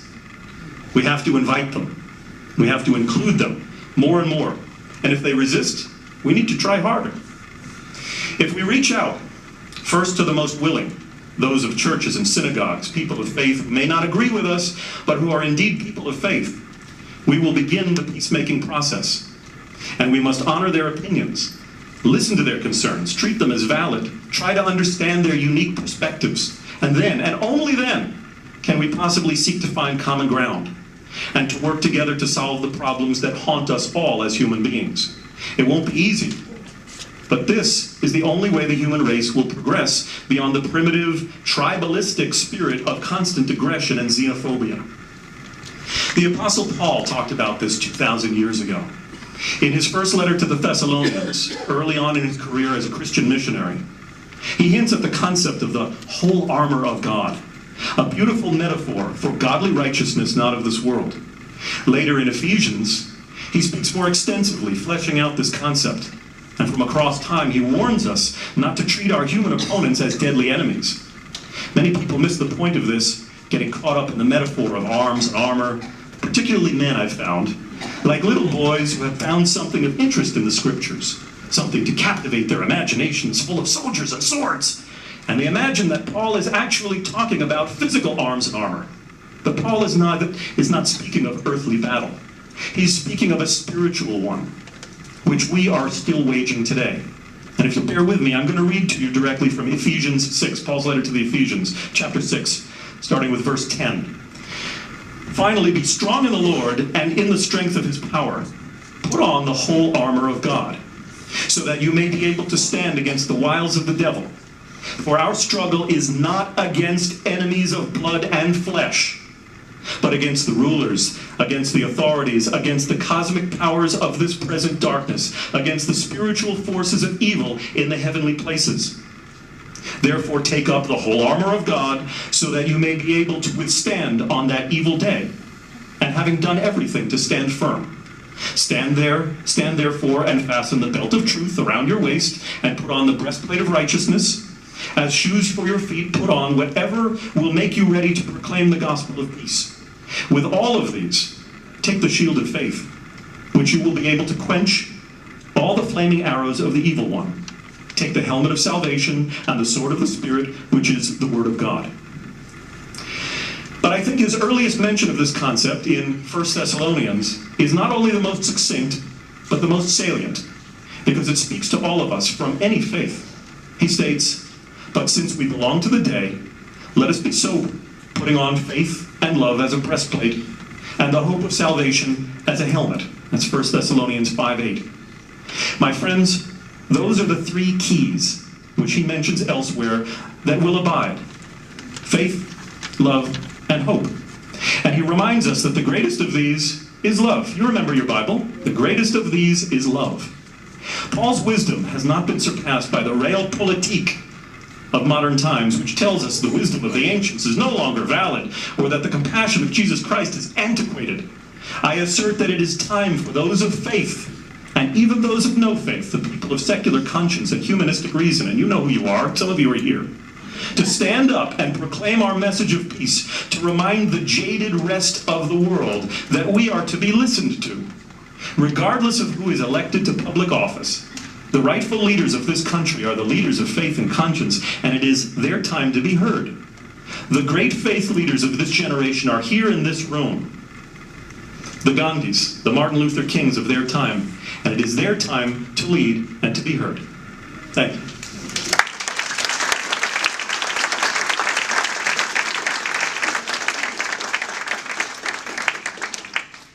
Thank you, Dr. Greenberg, for reminding us why we're here today. Up next, I'd like to call Sister Kenyatta Bakir to the podium. She is a professor, she's an activist, and she's also involved in Black Lives Matter. Kenyatta?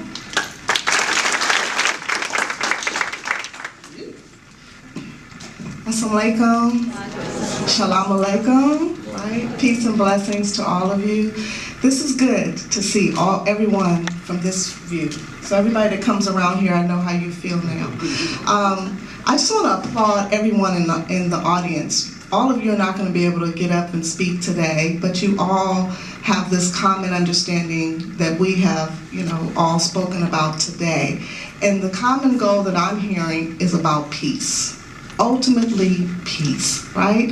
Each one of us gets up in the morning with pretty much the same intent. Whatever your job is, whatever your career is, whatever your lifestyle is, you get up in a moment of, I just want to have peace, right? Whatever context that comes in, whether you're a self-guru like me, I get up, I meditate, I do yoga, I try to take moments of pause, because in being an activism work, it's a lot on the mental brain. So sometimes you have to just disconnect. Sometimes you can't be on social media. Sometimes you can't use the phone. And sometimes you can't even connect with other human beings. I'm very fortunate to have my husband today. I call him my ally and my partner in crime. Good crime. It means got a lot of ears watching, but it's my good crime. So we both go together and we come together, but we know how to kind of have those moments of separate time so we can kind of rejuvenate. And I just want to take a moment before I go into my little speech that I've written and just talk about how my pathway came here. My father converted to Islam in 1969. In a time when it was not popular to be black, nor was it popular to be Muslim. And his parents were Baptist, Christian. okay? And a lot of people think that when they hear that, they think, oh, he was banished from your home. No, my grandparents accepted him and said, we're grateful that you converted to Islam, because my father was all over the place. He was an activist, but he was all over the place. And Islam gave him center, and Islam gave him focus, and Islam talked about commonalities, and it talked about how all of the prophets came together to bring the word of God. And so my grandparents watched my father's progression, and my father and mother came together as Muslim, and I came a couple of years later, and then they had more children, 6 children. But in all of that, I say that our family was always an interfaith family. I never knew, when I started hearing that word, I said, that's how I grew up. You know, my grandparents would come to our Muslim events all the time. And I grew up mainly in the masjid on Central and King, which is one of the original spaces, Masjid Bilal. And I say that to say that each one of us can do that in our spaces, whether it's at work or whether it's with our own family members or whether it's with our neighbors. And that's how it starts. That's how this word spreads of what we're talking about right here. When we said everybody in this room we're speaking to the choir, we have the charge today to go out, whether it's tomorrow at work, and say, you know what? Not just, oh, how's your weekend? Oh, it was great. I went to this event and we all came together and it was fun. No, share about what you want to do and what you want to make change, okay? So now that I'm done preaching to you. A couple other hats I have is that I attend a quarterly meeting here for the Southern Muslim Jewish Council, and we have these conversations all the time, and these are some of the things we talk about. I'm also a part of an organization called LA Voice, which is an interfaith space, and my husband last month went up to Sacramento to support 2 bills. You will be hearing about them very soon. They're going up to actually be passed very soon, hopefully. SB 31, which is an anti-Muslim ban in California, right? And if we start here, we know what happens, right? It spreads to everyone else all over the country. And so I believe that bill is promoted by De Leon, is that correct? Okay, and then SB 54 is the one that's speaking against the whole anti-immigration. So if you look at those 2 bills up, because I don't have the time to go really into detail, they'll give you an understanding of what we're talking about today. And yesterday, interestingly enough, there was another event that went on that was very similar to this, and it was called #Sacred Resistance, and it was hosted by Black Lives Matter and also another group called Vigilant Love, and we did this exact same thing in Grant Park. We had different religious groups, we had Sikhs, we had Christian, we had Muslims, we had Jews, and we also had what we call secular folk, people who don't have a particular faith. And yesterday was one of the most peaceful and tranquil days, and to come here and be extended in that is just awesome, right? It extends it for me. So these kind of things are going on and will continue to go on. And yesterday what I shared was this was happening in LA, it was also happening in DC, and it was happening in 11 other cities around the United States. So I wanted to share a little bit from Dr. Melina Abdullah, who was at the Washington movement, and how this whole thing came about. And so she calls it spirit. So the spirit visited her a few months ago, and interestingly enough, she was in the shower, because all of us who do a lot of work, that's the time when we get to have those really aha moments. Yes, I can save the world right here. I'm in the shower, okay? I have it, right? And so it visited her a few months ago, and she was offered a reminder and a vision. The reminder that our mightiest ancestors, our bravest warriors, have always been victorious because they have been guided by the divine. The vision that we will drive out the oppression, hate, and evil, and usher in freedom, peace, justice, and love when we engage in sacred acts of resistance, as we're doing today. She saw a massive prayer circle around the White House, and she wanted to chant down the evil that occupies it and overtakes it, and what we know and bring in what we know to be right and righteous. Now they didn't get to go around the White House, because we know that does not happen, but they met in Malcolm X Park, and it was the sentiment that happened as well. So she said, today the vision will come to pass. A beautifully, divinely directed and inspired team was assembled to make it so. It happened in Washington and around the country. There were actions in Inglewood, California, Long Beach, California, Boston, New York, Louisville, Memphis, Phoenix, Pittsburgh, and Portland. And she's been filled with more faith and hope than she can ever imagine in this moment. And I feel that same sentiment. So today she pledges in our sacred resistance. We submit to the Creator, we hear the voices of our ancestors, we commit to struggle in the names of those whose bodies have been stolen, and move forward to do the work to free our people and the children who will come. So our sacred remembrance has happened out of the Haitian Revolution, how chattel slavery came about, the lynching area, and then ultimately brought civil rights. And then lastly, this renewal of energy, a recommitment to the beautiful struggle, and a sacred knowing that we are protected by the mightiest warriors, and our victory will be assured. We will embrace the spiritual center of the revolutionary work. We will win, and so it is. And so in African customs, they say Ashe. Muslim culture says Amin. And in the Christian faith, it says Amen. And lastly, as I close out, the one thing I want to remind each and every one of us is that in all of our books, in all of our thoughts, in all of our processes, or whoever theorists you study, the one commonality that we see is that we enjoy in this beautiful earth that we have, and we need to protect this earth. So in our Quran it says, "Seest thou not that God sends down rain from the sky? When it, we then bring out produce of various colors. And in the mountains are tracks, white and red of various shades of color, and black intense in hue, and so amongst men and crawling creatures and cattle, and they of various colors. Those truly know the power of God. Among his servants, the scientists, for God is exalted in might, all forgiving." And lastly, in 49:13, "We created you from a single pair of a male and a female, and we made you into nations and tribes, that you may know each other, not that you may despise each other. Verily the most honored of you is in the sight of God Allah, and he it is the most righteous of you, and that God has full knowledge and is well acquainted with all things." Peace and blessings to you all. Assalamu alaikum.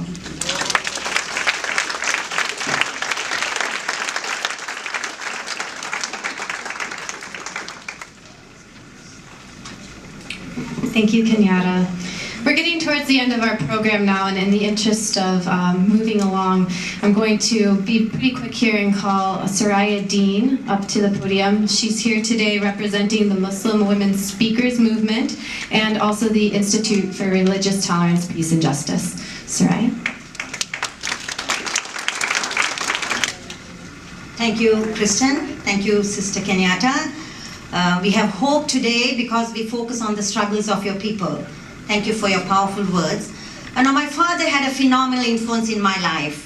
He was the kind of person who would wake up every day and ask, what can I do today to help somebody? And I remember when he realized that I was embarking on a career of speaking, he said, whenever you are called to speak, stand up, those people can see you. Speak loud that they can hear you. And he said, sit down that they may like you.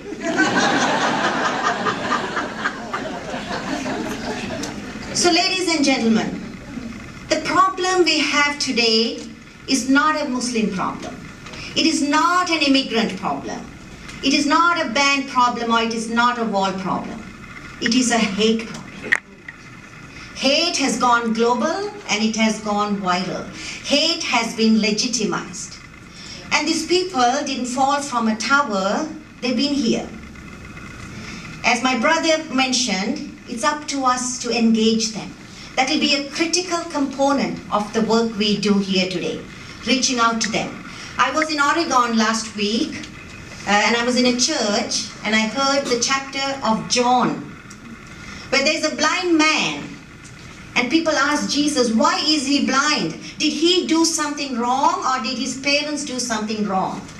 And Jesus tells them, the people who are asking the question, he's there, he's blind, so that you can show the godliness in you. So today it is our call to step ourselves to a higher level of love and compassion.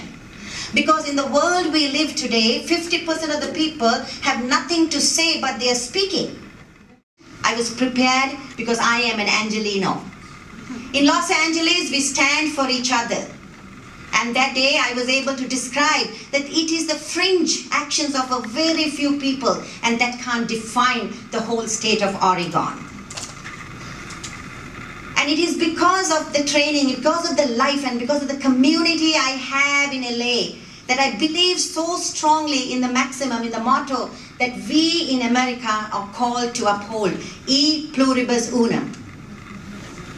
It is not for us Angelinos a document that is framed, or it is not confined in a book. It is something we live by. So this time for me today is not about me, it's about you. You who have always made that space and given that opportunity for us to thrive. Thank you.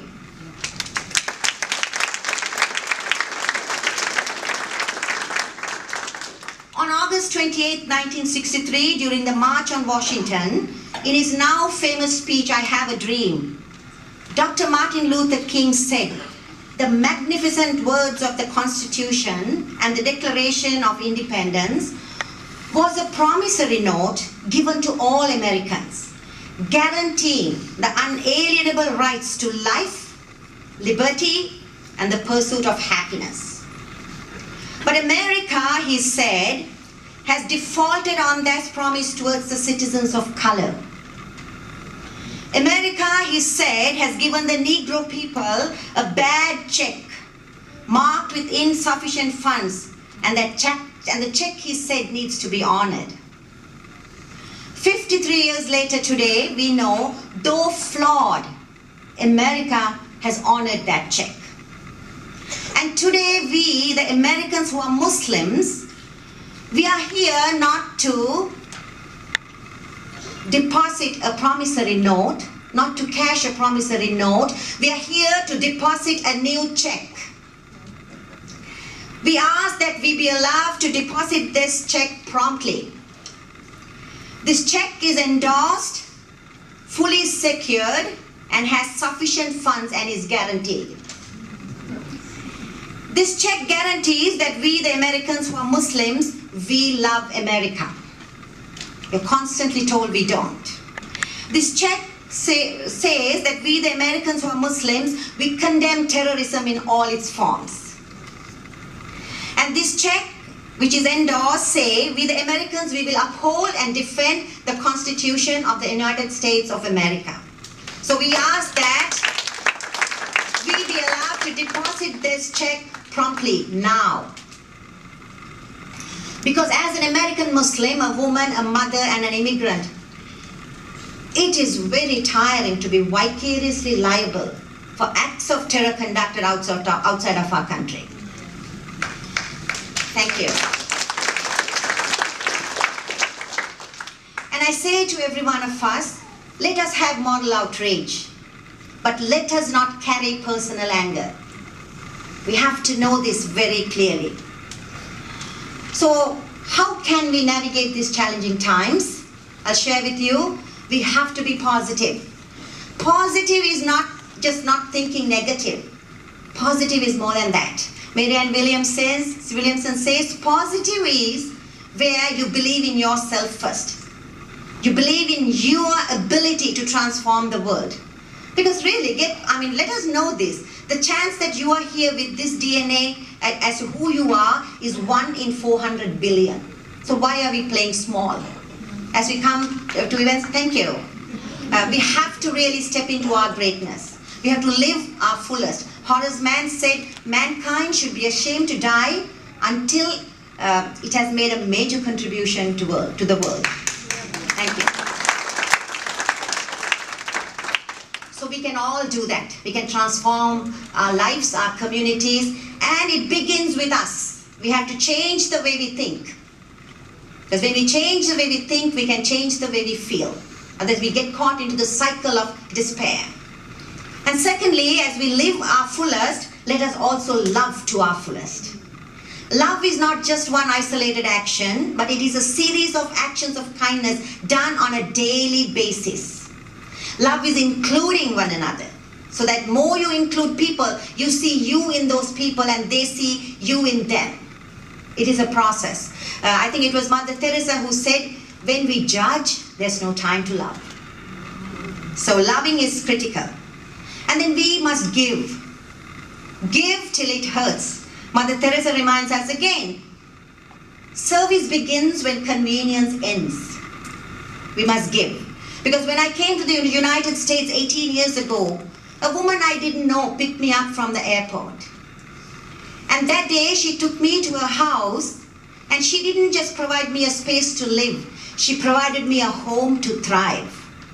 And since then, there was one question she asked every day, and I stand here because she did that. She asked me, what can I do for you? So today, I ask you every day, in every moment, ask someone, what can I do for you? Thank you. All right, so I would like to bring up the next speaker, who is the Executive Director of the California Sikh Council, and that would be Mr. Niranjan Hassa.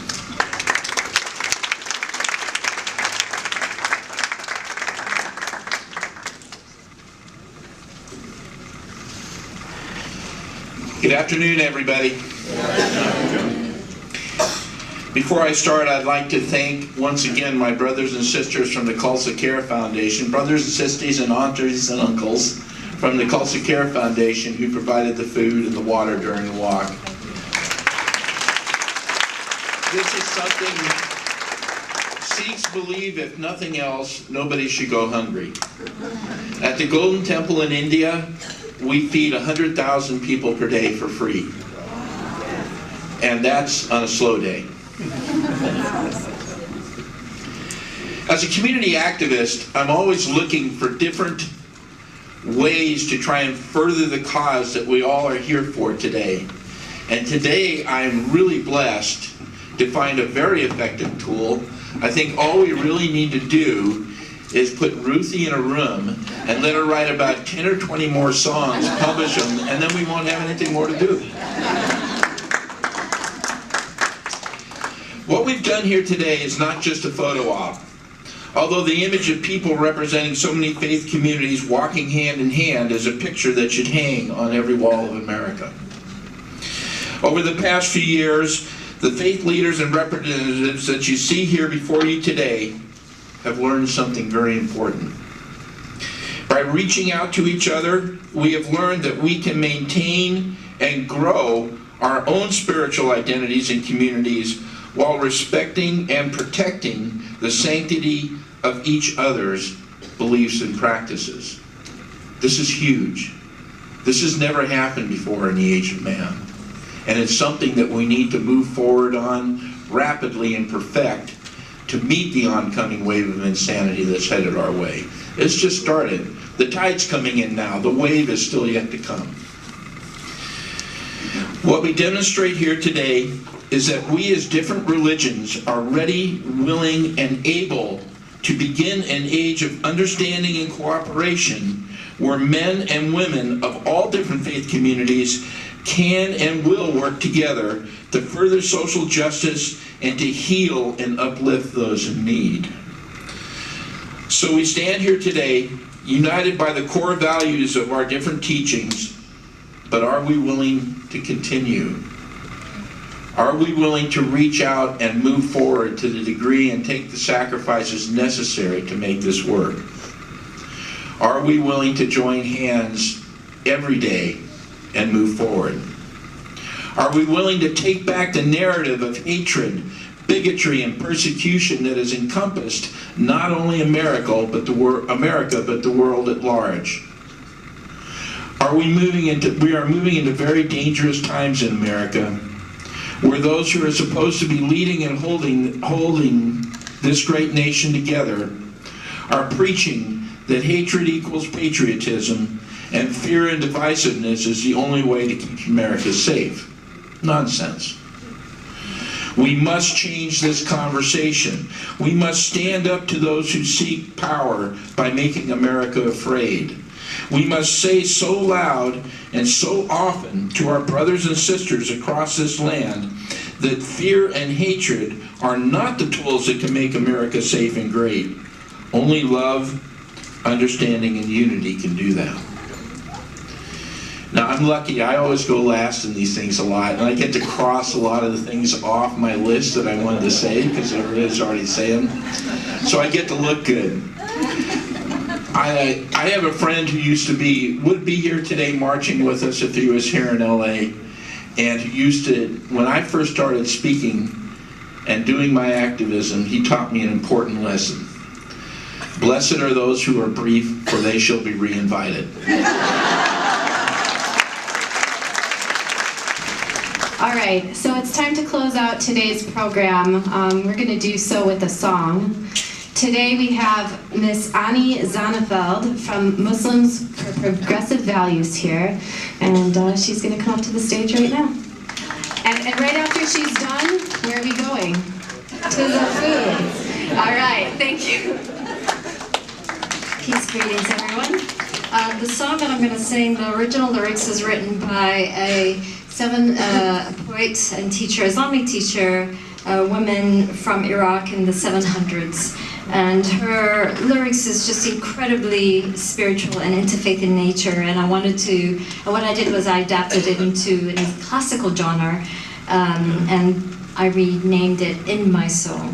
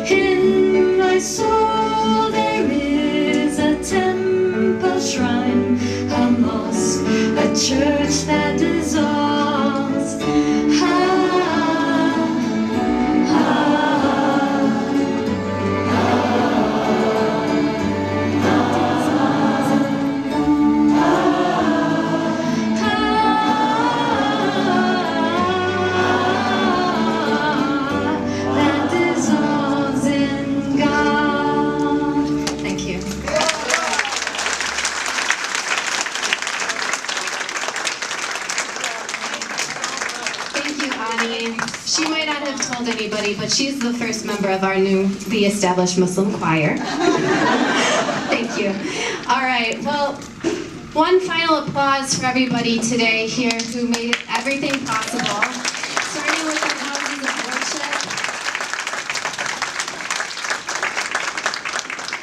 Starting with the houses of worship who so graciously invited us into their spaces today, down to the volunteers who are here driving shuttles, and those of you who came out and donated your time. It takes all of us being here today. So thank you for taking the time out of your schedule and being here. Now let's go enjoy some food. And don't forget to tweet and post it on social media and all that. The hashtag Interfaith March LA. Thank you guys so much. Have a great rest of your day. The reason this march is important to me, and there are many reasons, but among the main reasons,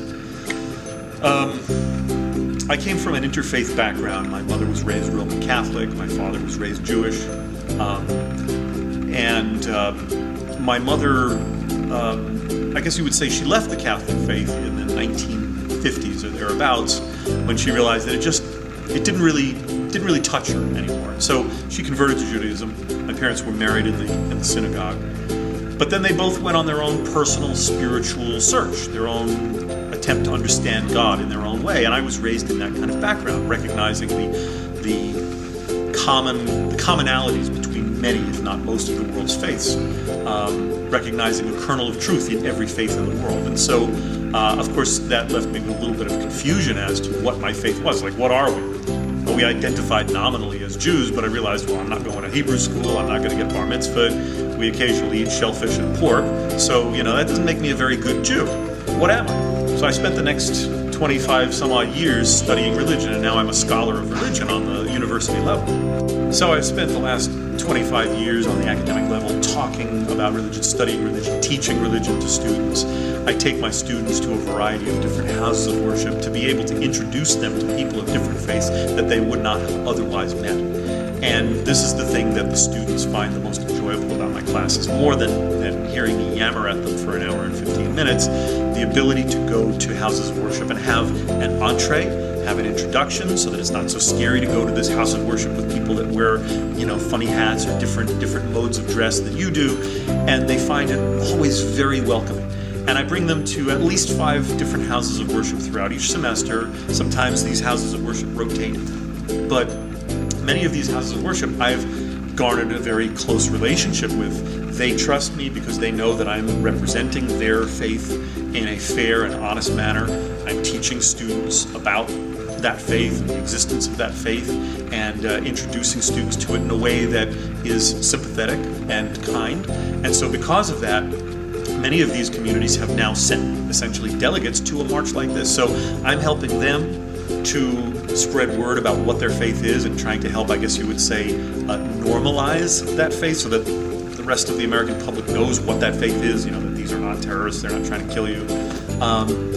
And in turn, those faiths now trust me, so when I'm doing an interfaith event, they say, oh yeah, Eric Greenberg, he's an okay guy. So I want to thank everyone who took part in this march in any way, shape, or form, from the simplest form of being a marcher to people who passed out pamphlets, people who helped organize. I thank all of you. And I also want to thank all of you for watching this video. Please comment on this, share the video, and we hope that maybe you'll join us next year in the 3rd annual Interfaith Solidarity March. So there was a time Dr. King said, "Don't judge me by the color of my skin, but by the content of my character." Times have changed in America. Today, we are being judged by the religion of people, by the extreme practices of a few in our religion. As a Muslim woman, a mother, and an immigrant, interfaith marches such as this gives me hope, and it builds solidarity. Because what I focus as a mother is not the legacy that I can leave, but the legacy I can live.